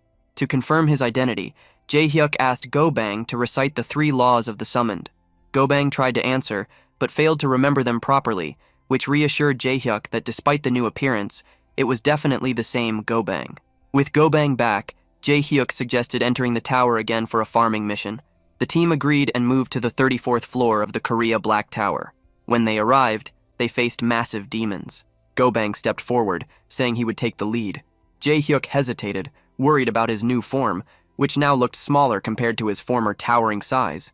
Jae-hyuk suggested that Go-bang should receive buffs from Dalry and work together with Cossack, but Go-bang refused, saying he wanted to test his evolved strength on his own. Trusting his resolve, Jae-hyuk reluctantly agreed, while telling Cossack to stay ready in case intervention became necessary. Go-bang then let out a thunderous shout, drawing every demon's attention at once. Jae-hyuk grew alarmed, thinking it would have been smarter to fight them one by one. But then Go-bang transformed again, growing even larger than before. His size now rivaled a minotaur's, reaching a massive scale that stunned everyone there. What followed was pure, overwhelming force. Go-bang fought the entire group of demons alone, showing incredible toughness and destructive power. His once reckless style now looked controlled and terrifying. Jae-hyuk watched in awe, even joking that he should have brought popcorn to enjoy the show. Cossack, however, reacted with irritation, complaining that Go-bang's power had been boosted far more unfairly than his own rune upgrade. Dowry scolded him sharply for that attitude, reminding him that Go-bang's increased strength meant Jae-hyuk would be safer. Realizing his mistake, Cossack apologized, clearly ashamed. Jae-hyuk then stepped in, softly asking Dowry to treat Cossack with more respect. Constant harsh words were unnecessary, and made things uncomfortable. Dowry accepted the correction, and sincerely apologized to Cossack, even taking his hand as a sign of goodwill. The reconciliation relieved Jae-hyuk, who wanted the group to stay united. Meanwhile, Go-bang kept fighting fiercely. At one point, he was struck from behind, making Jae-hyuk panic for a moment. But Go-bang answered with even greater force, completely overpowering the demons. His performance went far beyond anything he could do as an R rank, proving just how much he had grown. Soon after, a system message confirmed that the 34th floor mission had been cleared successfully. Go-bang returned to his refined human form and calmly stated that the 34th floor had been far too easy for him. There was no arrogance in his tone, only quiet certainty backed by overwhelming strength. The energy still hanging in the air made it clear that he had not even gone all out. Even the system's presence felt strangely subdued. as if recognizing his dominance. Go-Bang expressed a desire to challenge stronger floors and keep fighting without end. Jae-hyuk, impressed and excited, declared that S++ clears would no longer be a problem. With renewed confidence and determination, he decided to climb quickly toward higher floors, moving forward together with. The next scene showed Dalry, Joo-hyuk, and Meatball sitting together while eating. Joo-hyuk looked at Meatball and smiled, thinking that with his increased firepower and a more compact SSR form, things felt satisfying in many ways. However, despite the change in appearance, Meatball still ate like a wild animal, throwing food everywhere.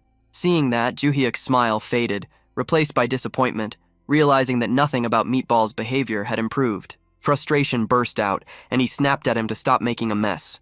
Meanwhile, Cossack sat quietly, his thoughts far away as he stared coldly out the window. Joo-hyuk noticed and asked why he was not eating.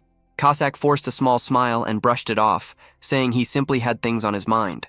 Dalry pointed out that his jealousy was too obvious in front of the young master. Cossack, looking shaken and close to tears, denied it strongly. He explained that thanks to Meatball, Summoner Bong was much safer now, and that he was genuinely glad about it. Joo-hyuk reminded himself not to lower his guard just because Meatball had gotten smaller, noting that his appetite seemed even worse than before. He offered some food he had saved. Cossack became emotional, eating while crying and expressing how moved he felt. Joo-hyuk then asked if there was anything else he needed. Cossack hesitated before admitting that his manifestation time was about to end and asked to be summoned again around midnight. He explained the designated summon cooldown, that once his time expired, 3 hours had to pass before he could return. Joo-hyuk asked why, and Cossack shyly revealed the reason. There was a football match scheduled overseas that night, and he wanted to watch it live. Joo-hyuk looked surprised, wondering if Cossack had always liked football. Cossack eagerly confirmed it, clearly excited. Joo-hyuk agreed to summon him again later, and Cossack smiled with genuine happiness. Joo-hyuk then mentioned that he planned to visit the Awakening Management Department since he had gathered a large amount of mana stones. Cossack grew uneasy and asked if he was going alone, requesting to go with him. Meatball insisted that the outside was dangerous, saying the warrior should protect the summoner. Dowry also stepped in, suggesting that it was safer if they accompanied him.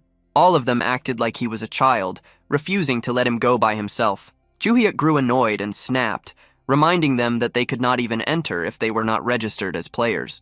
The scene then shifted to the Awakening Management Department. Joo-hyuk arrived in a car sent by Gwang. Gwang welcomed him warmly, thanking him for taking the time to come. Joo-hyuk smiled and said that since a car was always sent for him, it was never a hassle. In his mind, he thought that the real difficulty had been leaving his summons behind. He casually mentioned that a normal car would have been enough, since he was not used to riding in limousines. Gwang laughed it off and told him not to feel burdened, saying that such treatment was only natural. Then he guided Joo-hyuk inside. They sat down on a sofa, and Gwang informed him that the mana stones he had brought weighed 54 kilograms, and that a total of 27 million won had already been deposited. Joo-hyuk expressed his thanks.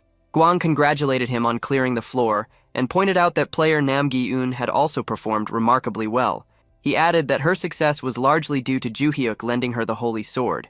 Then he brought up the penthouse transfer again, and asked if Joo-hyuk had made a decision. Joo-hyuk hesitated, saying that receiving something like that for free felt like too much pressure, and that he would rather earn the money and buy it himself later. Gwang insisted that the offer would remain open, stating that the penthouse would be kept vacant for him, making it clear that he was determined to give him the property. Joo-hyuk felt a quiet sense of guilt, thinking about how far they were going for him. Gwang then shifted to a more serious topic. Joo-hyuk asked what it was, and Gwang explained that it concerned player Gerald Watson, who was scheduled to visit Korea in a few days. Joo-hyuk recognized the name immediately. Gwang explained that Gerald Watson was a world-famous player, a magic swordsman, and currently the highest-level player in the world. Joo-hyuk wondered why this was being brought up. Gwang revealed that the purpose of the visit was to rent the Holy Sword, with a proposed fee of $10 million per use. Joo-hyuk was shocked, internally questioning whether he had heard that correctly. Gwang confirmed that it was indeed $10 million, roughly 13 billion won. Joo-hyuk froze, his expression stiff with disbelief. Gwang watched his reaction and remarked that even that amount might not be enough, considering that the sword could essentially prevent a national crisis. He added that he intended to stall the negotiation team, since settling for only $10 million felt too low. Joo-hyuk grew tense, sweat forming as he struggled to process everything. He thought about what could happen if pride caused the deal to collapse, and the idea of losing such an opportunity made him uneasy. He quickly cut in, insisting that $10 million was already more than enough and urged them to accept the offer and move forward with the deal. Later, Joo-hyuk returned home and became emotional while thinking about the 13 billion won. Tears of happiness ran down his face as he realized that his 2 billion won salary could now be treated like pocket money. He thought about his parents and felt that he had finally made it. Feeling hungry, he considered ordering fried chicken, jokbal, beef yuko, or tuna sashimi, even thinking about ordering everything at once. But he stopped himself and chose to eat ramen instead. As he ate, tears continued to fall, not from sadness, but from relief and happiness. He thought about saving tuna sashimi to enjoy later with his summons, realizing that he was already satisfied just eating ramen for now. As night came, Joo-hyuk summoned Cossack again. He mentioned that he was exhausted from moving around all day and would not be able to stay awake to see him off when his time ended. He told Cossack to enjoy the football match as much as he wanted. Cossack began watching the game while Joo-hyuk fell asleep. After Joo-hyuk drifted off, Cossack quietly stepped outside. He reflected that the tracking mark he had placed had no physical form, and that it could not be detected or removed by anyone on Earth. He traced the marks he had placed on the two suspicious figures the day before. Throughout the entire day, he kept sensing those fragments of magic lingering, watching the office without pause. The thought of someone spying on the place where the summoner lived stirred anger in him. He narrowed down their location without hesitation. The scene shifted to a place operating under the name Imperial Traditional Massage. Inside, several individuals reviewed gathered data. They spoke through lists of targets, going over details one by one. A woman named Kim Minji, 32, recently contracted to an elite team, estimated to have reached at least the 30th floor. More names followed, including Jang Dong-soo. Then they reached Bongju Hauk, 25, noted as having signed his contract just over 2 months ago, with an estimated position somewhere in the high 20s of the tower. Their conclusion came quickly. No immediate problems. The man leading them, Deng Guanlin, captain of the Northeast Special Forces Brigade of the Chinese People's Liberation Army, made the situation clear. This was a one-time operation. They would seize as many targets as possible within a single hour. Before anything could proceed, one of the men lost his head in an instant. The body collapsed, the severed head hitting the floor with a dull sound. Panic spread fast. The remaining members rushed outside, weapons raised, trying to locate the attacker. Inside, Deng continued organizing player photographs, maintaining focus. Then he noticed someone sitting calmly nearby. The intruder examined a photo with quiet interest, remarking on the appearance of his summoner as if nothing around him mattered. Shock hit Deng immediately. The presence made no sense. He reacted without delay, launching a dagger straight at the intruder. The weapon shattered midair, crushed effortlessly by bare hands. In the next moment, pain exploded through Deng's body as his hand was pierced clean through. The intruder remained composed, stating with cold indifference that he was only observing his summoner's image and had no intention of being interrupted. Deng's scream drew the others back inside. Gunfire erupted instantly. Bullets filled the space, but none of it mattered. The attacker stood untouched, completely unmoved. There was no urgency in him, no tension, only certainty. He made it clear that resistance was pointless. Every one of them would die there. The final thought he left hanging in the air carried weight. They had crossed a line they should never have approached. Cossack was targeted by several men who kept shooting at him. He wasn't hurt. Quickly, he jumped and used his sword to take them down. The men were surprised. They told others to catch him, but Cossack cut off their hands and showed they couldn't grab anything now. Anyone trying to attack him was easily knocked down. Deng watched in disbelief, realizing Cossack could handle top-tier Black Ops agents like toys. He felt scared, not believing what he saw. He wondered if Cossack was a Korean spy or a soldier from the head, but concluded it was something else entirely. Deng remembered such amazing fighting skills only appeared in tower-clear videos. The person before him had that same strong aura of power. Even if Cossack was just a player, how could he use his powers outside the tower? After killing the last agent, Cossack went to Deng. He checked if Deng spoke Korean and asked for an apology. Deng apologized, but it didn't help.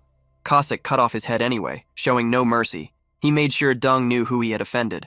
Then, Cossack tied a red bow on Deng's head and put it on a table before leaving. As he walked away, he panicked, thinking Summoner Bong would hate this outcome. Still, he couldn't change his style. Recalling the warning not to kill, knowing he might be kicked out if caught, he removed the red bow from Deng's head. The next day, Joo-hyuk called them together. He casually mentioned the night before and said Cossack enjoyed watching football. Cossack admitted it was true.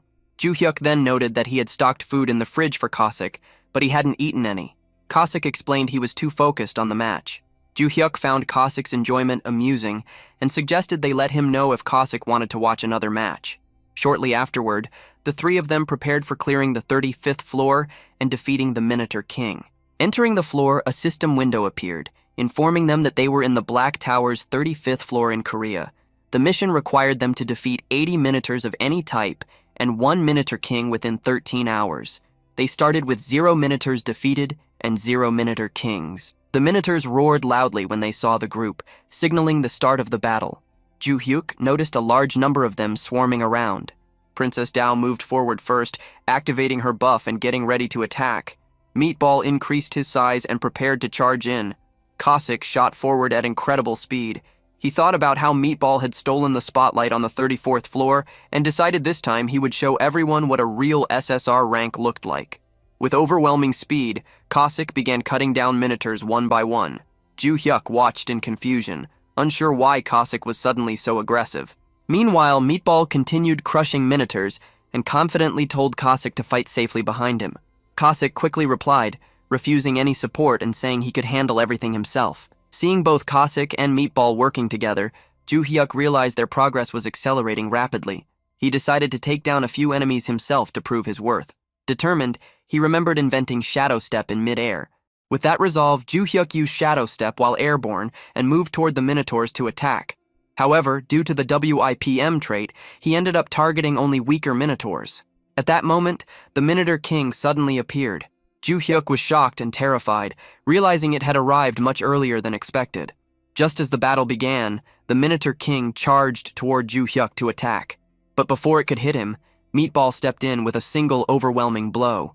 The Minotaur King was hit so hard it flew far away, out of sight. The Minotaur King was defeated. Looking at the time, Ju Hyuk smiled, seeing 759 left. He noticed the power balance had changed a lot. Meatball's strength amazed him openly. Hearing this, Cossack felt sad and fell to the ground. He thought about how he wanted to defeat the boss himself to prove his worth. Soon, a system message said they cleared the 35th floor of Korea's Black Tower with an S++ rank. They got a platinum badge as a reward. The scene then showed where Cossack had killed Dung and his men. Police were investigating. Mina and Gwangil arrived, introducing themselves as team leader Jian Gwangil from the Awakening Management Office and supervisor Lee Mina, a police officer. She thanked them for coming quickly and led them inside. Gwangil asked about case files, and the officer confirmed targets were from the management office. Gwangil noticed something alarming. Sensitive data had been leaked. Seeing Ju Hyuk's photo in the files, he realized even Bong Ju Hyuk's info was exposed. He told Mina to call an emergency meeting for all executives right away. Mina agreed and got ready. In Ju Hyuk's room, he looked at his new reward and wondered excitedly about the 35th badge perk. Cossack suggested getting holy water from a dispenser before trying again, thinking they should pray first. Ju Hyuk thought it might be a good idea, but Princess Dalry stepped in, saying the water wasn't holy. She warned that praying with regular water could bring bad luck. Hearing this, Ju Hyuk felt annoyed and remembered internally that Dalry was called earlier with dispenser water. Seeing Ju Hyuk's face, Dalry got worried and asked if something was wrong or if there was dirt on his face. Ju Hyuk quickly said no and decided not to share his thoughts. He then focused on checking the perks. A system message told him he got a perk for 35 platinum badges. Meanwhile, Cossack thought about an upcoming random summon and hoped it would give better trade chances. Soon, another window popped up, saying Ju Hyuk's tower had received Golden Aegis of Warm Dawn and then Golden Mace of Cold Twilight. Ju Hyuk was surprised to see two items. The first, Golden Aegis of Warm Dawn, boosted concentration, made a bright flash, strengthened both physical and magic defense, and let him reflect attacks when blocking successfully. It also kept him calm in any state and couldn't be destroyed. The second, Golden Mace of Cold Twilight, increased attack speed, froze targets, extended his range, and had a chance to create an ice field on hitting them. This made enemies go to their Twilight rest end. Both items were indestructible. Ju Hyuk was very happy, thinking the abilities were amazing. Excited, he started dancing. Cossack noticed Bong smiling widely and told Dalari. Worried about Ju Hyuk getting more reckless, Cossack wondered what they should do. Dalari whispered that they needed to hold his pants to stop him. Trying anything, Cossack doubted it would work, remembering they tried before. He regretted not praying earlier. Dalari said dispenser water wouldn't help and suggested something worse might have happened. Then, Meatball reminded them that when they prayed with dispenser water, Princess Dalari appeared. Dalari was surprised by this and reacted, Meatball appeared clever enough to make jokes now, which surprised disbelief. Meatball explained that warriors don't lie and didn't know how to joke. Cossack agreed, saying it was true and tried to recover. Dalari awkwardly laughed and thought it wasn't a normal dispenser. She believed it had to be a divine one, capable of turning water into holy water and summoning her. Cossack quickly corrected her, stating it was just a regular dispenser, but Dalari insisted they should believe the opposite. As they talked, Meatball reminded everyone that a random summon would soon happen, with their master bringing someone new. This meant there would be 4 summons in total. Since Juyuk's trade hadn't been enhanced, the 3-man system would continue for now. Both Dalari and Cossack agreed. Then, Meatball raised a serious question about what would happen if someone more useful was summoned, making one of them leave. Hearing this, Cossack started to sweat nervously as he thought about it.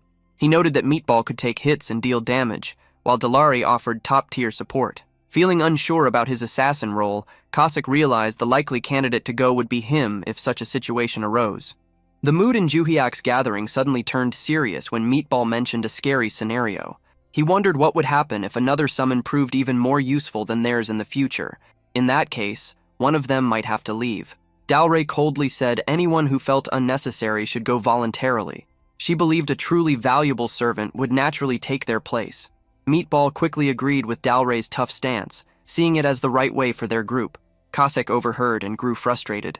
He lowered his head, sadly realizing that both Dalray and Meatball acted as if they were secure from replacement. Though annoyed, he couldn't deny reality. Desperately seeking a solution, Cossack suddenly had an idea, nervously chuckling. Perhaps reaching the 40th floor could bring a trait enhancement, allowing them to clear floors quickly before another summon appeared randomly. Excited by this thought, he suggested they hurry up. Dalray immediately rejected his suggestion angrily. She reminded him that climbing dangerous upper floors was the young master's decision. Then she questioned if Kasek would feel comfortable if Juhyak risked himself for a servant like him. Her words instantly dampened Kasek's spirits. Looking dejected, he awkwardly admitted he hadn't meant it that way. After some hesitation, he sadly accepted reality and quietly decided to step down gracefully when the time came. Still, he admitted his time with the group had been enjoyable. Before the mood worsened, Juhyak suddenly arrived and interrupted their discussion. He demanded to know who told Kasek to leave. Meatball panicked and tried to defend himself, insisting he hadn't spoken up and had only discussed a hypothetical situation. Juhyak then turned toward Meatball, challenging his logic. He asked if Meatball would step down if an ideal shield knight appeared someday. Looking at Dalray, he questioned whether she would be discarded if a saintess or priest emerged. Juhyak firmly declared that if he was climbing the tower, he didn't plan on leaving anyone behind. Juhyak assured them that this team would remain intact until their climb ended. After speaking those words, Juhyak privately pondered if his statement sounded impressive. The emotional declaration left Kasek deeply moved. Tears streamed down his face as he repeatedly thanked Juhyak. Realizing how anxious Kasek was, Juhyak apologized and decided to act quickly. He declared that they would keep clearing floors non-stop until a trait enhancement allowing 4 simultaneous summons appeared. Kasek felt touched but worried about Juhyak overworking himself for him. He insisted it was okay and admitted he wouldn't forgive himself if Juhyak pushed too hard because of him. Juhyak merely smiled before suggesting another approach. He announced that, in the meantime, he would step back completely and not engage with any monsters at all. He humorously asked if this still counted as overdoing things and questioned if anyone could object now. Dalray immediately got motivated and declared she would shake her ritual bells so hard they might crack. Meatball proudly pledged to personally protect the summoner and achieve the S++ clear rank. Finally, Juhyak turned towards Kasek and asked if he was joining them. Kasek burst into tears again and passionately agreed that he was definitely in. The scene then shifted from the tower to an underground briefing room of the Awakening Management Department in Hanam-dong, Seoul. Inside the meeting room, Gwangul explained how serious the recent incident was. He clarified it wasn't just a simple murder case, but a kidnapping attempt targeting the elite team responsible for the nation's future. At first glance, the victim seemed ordinary, but NIS Director Park Il-jun revealed they were highly trained soldiers according to autopsy results. Another bald director noted that the real target had been the owner of the Holy Sword and warned about the significant loss this would cause the nation. Therefore, they needed to find out who was behind it. fight began. Park Il-jun let out a heavy sigh and acknowledged that things were tough. With everyone involved already dead, there was almost no evidence left for investigation. At this point, Guanggal firmly said China probably did it. He explained that China abducting skilled players from all over the world had become widely known beyond mere rumors. He added that if any traces remained in Korea, they needed to thoroughly examine the entire abduction network. Although he didn't like admitting it, Guanggal admitted that the failed kidnapping attempt ended only by chance. Deep down, he was almost grateful for the mysterious killer who stopped them. The next day, Ju Hyuk and his summons arrived at the 36th floor of the Black Tower in Korea. Ju Hyuk asked everyone if they were ready to push themselves hard until they got the next perk. All three summons confidently said they were fully prepared. The narration noted that floors 36 to 40 housed large humanoid monsters called ogres, smaller than minotaurs but incredibly fast and dangerous. Despite this, Meatball proved much faster and stronger than the ogres, with Shaman Dalray constantly applying wide-area binding debuffs and caustic effects, becoming increasingly aggressive as an assassin. The team easily overpowered the monsters. As a result, Ju Hyuk achieved an S-clear rank on the 36th floor of the Black Tower. The group continued using the same strategy while aiming for trait enhancement rewards. The next day, they entered the 37th floor where lightning-fast ogres appeared. However, the team still dominated them. On the 38th floor, new ogres attacked from the air with incredible jumping power. Yet, Meatball remained faster and stronger than all of them. Then came the 39th floor, where even more dangerous ogres were present. These monsters used cunning hit-and-run tactics to buy time and avoid direct fights. Despite their tricks, Meatball still completely overwhelmed every single ogre with raw speed and power. The team joked that throwing Meatball directly at the ogres worked perfectly. Soon after, numerous system notices began appearing one after another. The system announced that Ju Hyuk had achieved S++ clear ranks on the 35th, 36th, 37th, 38th, and finally the 39th floor of the Black Tower. This achievement shocked everyone. Many people online discussed it intensely over 5 straight days. Some compared the mysterious S++ record holder to Nam Ji-eun, but a few still favored Nam Ji-eun. Most argued that no ordinary player could match 39 consecutive S++ clears. Others insisted that if someone was truly skilled, they had to recognize the S++ record holder without question. Many found it hard to believe anyone would compare their achievements. Some joked about excessive national pride and suggested everyone have a drink instead. Meanwhile, many worried about the player's pace. They noted he had been clearing non-stop for 4 days straight, which seemed absurd. Security around Ju Hyuk's office recently tightened significantly. The number of guards increased greatly. The day before the 40th floor clear, Ju Hyuk planned to visit somewhere important early morning. Leaving at 4 a.m. made him nervous due to suspicion. However, he remembered a talisman that blocked perception. After talking cautiously with a guard, Ju Hyuk felt relieved. The talisman not only hid his face but also scattered others' attention. With this, he passed the heavily guarded area without raising suspicion despite strict security. Outside, Ju Hyuk flagged down a taxi and got in. He politely asked to be taken to Gongju Traditional Market in Changnam and requested slightly faster driving. The driver was surprised by the destination's distance, but after hearing 500,000 won offered, his attitude changed instantly. Excitedly, he told Ju Hyuk to fasten his seatbelt tightly. They eventually reached Gongju Traditional Market. Upon arrival, Ju Hyuk called Kasek and apologized for dragging him out while he was in the bathroom. Kasek insisted everything was fine, talking about loyalty. The two then walked through the market together, discussing what they needed to buy. Ju Hyuk suggested starting grocery shopping cheerfully, and Kasek agreed happily. They bought various foods, fruits, and supplies throughout the market before heading off, towards Mount Yungsin. Upon arrival, Ju Hyuk called Dalray and Meatball over as well. Dalray politely said she had been waiting for him. Meatball proudly announced he would carry all the luggage himself and told everyone to give it to him. As they ventured further into the area, Dalray smiled gently and noted that although this world was different from hers, the mountains looked strikingly similar. This made her believe the place she mentioned earlier might still exist. Ju Hyuk asked everyone to follow him. Meatball then placed Ju Hyuk on his shoulders while carrying their belongings, and they continued walking together. Eventually, they found a hidden hiking spot. Realizing such a beautiful location existed off the usual trail, Ju Hyuk was amazed. Dalray instructed Meatball to move a big rock aside. He complied immediately and pushed it away. Beneath the rock, Ju Hyuk discovered an altar. Dalray then told everyone to clean the altar thoroughly, using the water they had collected earlier.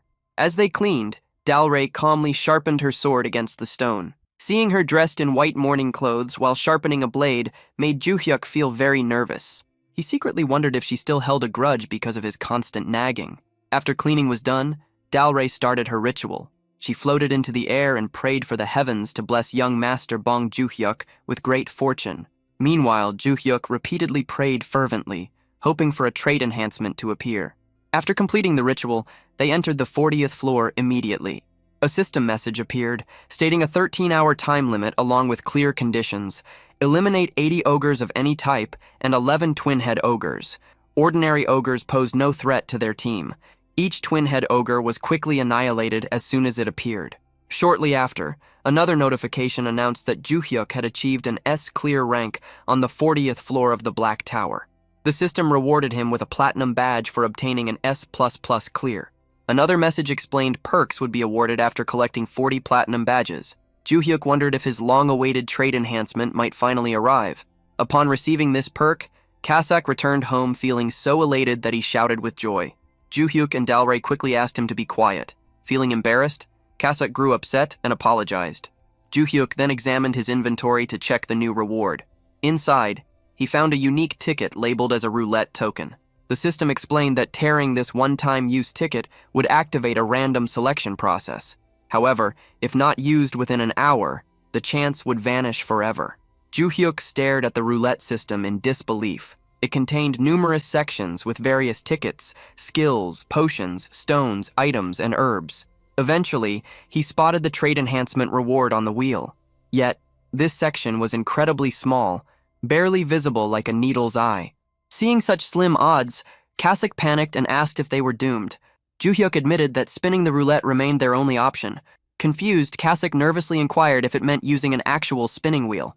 Ju-hyuk confirmed this and explained that while the trait enhancement section existed, its probability was extremely low. He then awkwardly suggested if anyone wanted to tear the ticket for him instead. The moment he said this, everyone suddenly became busy and avoided eye contact. Ju-hyuk immediately complained about their sudden inactivity. To calm himself, he told everyone to trust the ritual they had performed earlier and warned them not to blame him if nothing came of it. Everyone agreed that blaming him was unnecessary. Finally, Ju-hyuk tightly held onto the roulette ticket, desperately praying for his desired outcome, the simultaneous for-summon trait enhancement. Ju-hyuk impatiently stared at the endlessly spinning roulette, almost reaching out to touch it in frustration. After what felt like an eternity, the wheel finally halted on trait enhance, prompting him to cheer with joy as his summoned creatures rejoiced alongside him. A system message appeared, confirming the enhancement of his awakened trait and noting that he could now maintain 4 simultaneous summons. Ju-hyuk declared that a summon cooldown lasting a week had been activated, advising everyone to take it easy for now, and casually mentioned having chicken might be good. The mention of chicken instantly sparked excitement among all his summoned creatures. Meanwhile, at Incheon International Airport, Gerald Watson rushed out of an arriving plane with great enthusiasm. Director Antonio was puzzled by Gerald's sudden dash, but learned that he had been eagerly waiting to take revenge on the Dark Specters. Antonio reminded him they had already defeated them before, but Gerald brought up Nam Gayan from Korea, who completed the challenge in just 10 hours. Gerald insisted he needed to match this time for true revenge. Antonio silently worried about Gerald's reckless nature as he reluctantly followed. At the Awakened Management Department, John Gwang-il warmly welcomed Gerald and Director Antonio before introducing himself. Gerald quickly got down to business by asking about the Holy Sword, making Gwang-il chuckle at his eagerness. Soon, Gwang-il led him to the floor where the Holy Sword was stored. Gerald paid a hefty rental fee and stared directly at the legendary weapon. Gwang-il warned him to follow the contract's terms, but Gerald confidently grabbed the sword and declared that he would not lose. Immediately afterward, the system announced the start of the Black Tower's 66th floor mission: defeat 10 Dark Specters within 15 hours. Gerald entered the floor and began continuously slaughtering monsters, thinking the 20 million rental fee was well worth it. 5 days later, Ju-hyuk had locked himself in his room with a warning sign outside, instructing everyone not to disturb him. He reflected on advice from Guion Dalray, the greatest shaman of Cheon Empire, while his synchronization rate steadily increased to 95%. Ju-hyuk patiently waited for a random summon and even informed team leader Guion and his family that he would be away for some time. Money for food, he chose to live on simple instant noodles, thinking he had conquered his love for eating. The day finally came. Ju-hyuk called in 3 of his existing summons and noticed their worried looks, wondering if they feared a new summon might replace them. To avoid tension, he started the random summoning right away. A small, plump hamster appeared from the circle. The system identified it as Razix, an R-grade worker-type beastkin. Razix could stay for 10 hours, had no satisfaction rating yet, and needed a cooldown of 3 hours after being unsummoned. Ju-hyuk stared in disbelief. Not only was the summon just a hamster, but it was only R-grade and classified as a worker. Deep down, he felt this was a failure. Meanwhile, his other summons instantly adored Razix's cuteness, trembling nervously. Razix tearfully asked if he should return home. Feeling guilty, Ju-hyuk gently said he would summon him again later and unsummoned him for now. Disappointed but pragmatic, Ju-hyuk decided to make use of Razix somehow. Still, the outcome felt anticlimactic. Another system notification appeared, revealing a skill cooldown reset ticket. Galray encouraged Ju-hyuk to see it as luck, while Kasak explained they needed someone to help summoner Bong climb the tower. Meatball confidently assured him things would work out this time. Encouraged by their support, Ju-hyuk thanked them sincerely before attempting another random summon. This time felt different. Ju-hyuk sensed something special was coming. Soon, a Taoist immortal appeared from the circle. The system introduced him with an intimidating description: the greatest enemy of Marim, the most sinister figure in Jonggu, and responsible for countless deaths. His name was Gwangma, the Mad Demon. He was LSSR rarity, legendary super rare, a human-type Miram warrior who could stay for 3 hours before needing a cooldown of 3 hours. Ju-hyuk felt uneasy from this horrifying description. Surprisingly, however, Gwangma politely greeted him. Relieved, Ju-hyuk returned the greeting, thinking at least the summon appeared polite on the surface. But Gwangma's history was soon revealed. In an age of chaos, Morim and the government had a tacit agreement not to interfere with each other. Gwangma broke this taboo by the emperor was beheaded and his head was shown in the market square. Consequently, the Morim alliance, the unconventional faction, and even the demonic cult joined forces to declare him their public enemy. After 7 days and nights of fighting, he was finally slain by the combined efforts of Morim's top leaders. Upon hearing this tale, Ju-hyuk realized Gwangma truly was terrifying. Yet, he also grasped that such a monster must have immense strength. Gwangma glanced at Ju-hyuk's existing summons, introduced them, and encouraged everyone to greet each other. However, the 3 summons stood awkwardly. Gwangma coldly dismissed them as insignificant beings not worth speaking to. He then asked how many towers had collapsed so far. Ju-hyuk replied that 1 tower had fallen, which seemed to ease Gwangma slightly. When Ju-hyuk explained humanity's conquest only reached the 67th floor, Gwangma disclosed a grim truth. Once humanity surpassed the 71st floor, collapsing towers would start appearing globally. He warned that these collapsed towers pierced into the earth like giant nails and permanently corrupted it. Fortunately, things were not dire yet since just 1 tower had fallen. Gwangma then explained the cruel aspect of the tower system. Individuals could only enter towers within their own countries due to nationality restrictions, making the system extremely cunning. He assured Ju-hyuk that his country would remain safe because Gwangma was now present, stating Ju-hyuk no longer needed weaker summons. However, he pointed out that saving just 1 nation meant nothing if humanity perished. With a sinister grin, Gwangma declared he would help Ju-hyuk conquer the world itself. He vowed to spill blood if necessary, and promised Ju-hyuk would eventually be the sole emperor ruling over all humans. Horrified, Ju-hyuk wondered if Gwangma had lost his mind. Quickly, he ordered him not to do anything reckless, but Gwangma calmly refused, insisting such actions were essential for saving both Ju-hyuk and the world. Following his 3rd belief principle, Gwangma announced he would return after eliminating all politicians in the country and placing Ju-hyuk at the top of power. The moment he tried to leave, Ju-hyuk's 3 summons immediately pointed their weapons at him, ordering him to stop. Gwangma responded with a terrifying glare, questioning how insignificant beings dared show such intent. As he approached, Ju-hyuk noticed the situation was getting dangerously out of hand. To prevent things from worsening, he quickly dismissed Gwangma. 3 hours later, the mood shifted dramatically. Ju-hyuk and the other summoned beings gathered around Rosix, joyfully holding up the small hamster and doting on him. Meanwhile, Rosix was still in shock over the sudden affection showered upon it. The setting then changed to Incheon International Airport, where Antonio had a discussion with Gerald after testing the Holy Sword. While admitting he found it enjoyable, Antonio also expressed some dissatisfaction because despite renting the sword twice, no discount was given on the rental fee. Gerald could only chuckle awkwardly at Antonio's attempts to negotiate. Nearby, Guangil silently grumbled to himself, annoyed that Antonio was still trying to haggle even after using such a valuable item. As their conversation continued, Antonio suddenly focused his attention on John Guangil. After hearing some good news about him, Antonio mentioned that Guangil seemed to be under consideration for a promotion. Hearing this, Guangil realized once again how much information the United States already possessed. Antonio confidently stated that at their next meeting, Guangil would likely already be serving as deputy commissioner. Guangil responded with a polite laugh and acted humbled by the compliment. Soon after, the two men shook hands before Antonio casually brought up another topic. He mentioned hearing that items like the Holy Sword could be obtained after achieving an S++ clear rank. Guangil avoided giving away any useful information, simply explaining that the owner of the Holy Sword was not even an S++ rank holder. Internally, Guangil became more cautious, realizing Antonio had been trying to gather information from him throughout their conversation. With their discussion drawing to a close, Antonio wished them a safe trip and expressed hope they would meet again soon before finally leaving the airport. After Antonio departed, Guangil reflected on the current situation involving the United States. The U.S. team was currently raiding the 67th floor, where the undead Phantom Reaper appeared. Their raid progress had already reached 94%, and since they still had plenty of time remaining, Guangil assumed they would continue attempting the raid several more times before eventually returning to rent the Holy Sword again. Thinking about their visit's outcome, Guangil calculated the significant profit they had earned. The United States trip alone had brought in $20 million, equivalent to $26 billion when converted.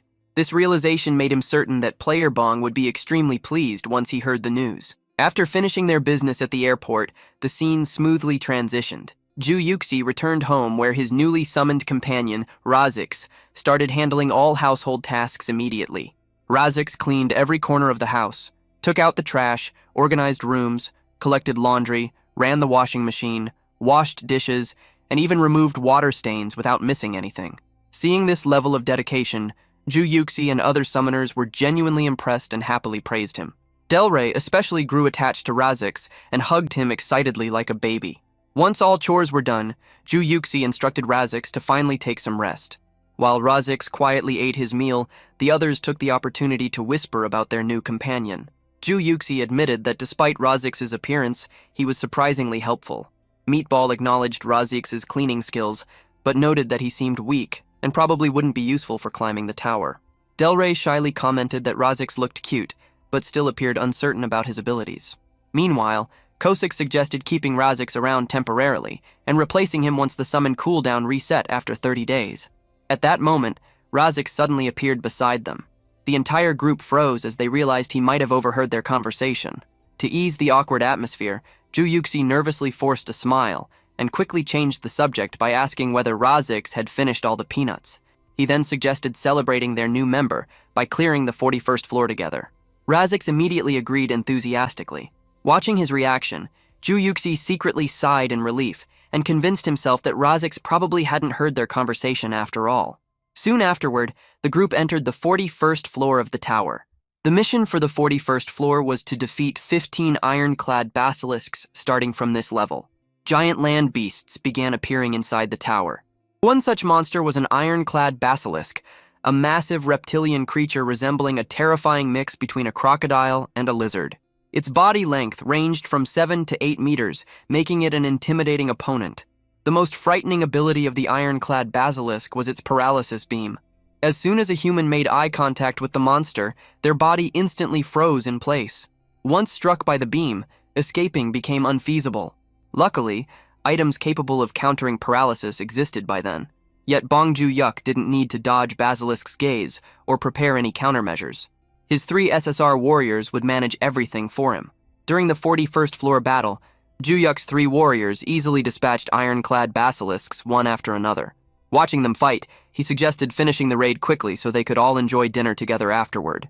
Inspired by this idea, he decided to hunt 3 basilisks himself. However, Kasek immediately intervened and reminded him of his real task, protecting Rasek's safety. Compared to the giant monsters on that floor, Rasek's appeared tiny. A single bite would kill him instantly. Hearing this, Ju-yuk silently acknowledged his genuine concern for Rasek's well-being. The memory from Rasek's first summoning still lingered in his mind vividly. In his past life, Rasek was considered a top-tier worker among labyrinth adventurers, capable of cooking, laundry, building structures, gathering herbs, mining, tanning, and even repairing weapons.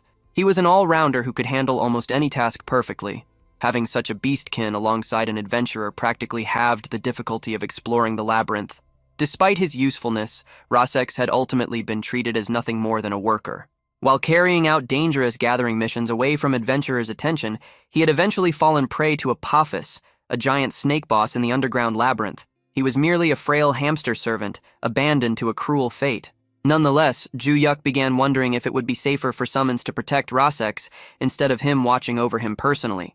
Realizing his 3 summons were fully occupied with battling monsters, he prepared to take care of Rossex himself. But as soon as he turned around, Rossex had vanished. Startled, Ju-yuk quickly searched for him. To his surprise, Rossex was sprinting across the battlefield at incredible speed despite his small legs. Even Ju-yuk became stunned watching him run so swiftly. Shortly after, the 41st floor mission concluded successfully. Finishing their mission, they all went back home together. Upon arrival, Rossex suddenly began crying. Ju-yuk and the other 3 summoned beings immediately grew worried and asked what had happened. Through tears, Rossex explained that the mission ended too quickly, so he couldn't gather much. He managed to collect some herbs, basilisk leather, and a few mana stones. Hearing this, Ju-yuk was completely stunned by what Rossex said. That meant all those items were actually gathered from within the tower. For Ju-yuk, that should have been impossible if gathering materials inside had always been possible. There would never have been such a severe shortage of resources in the first place. During early Black Tower days, many people tried bringing tower materials out. They stored cave pebbles, wasteland branches, and plains herbs in their inventories, or carried them physically, but every attempt failed.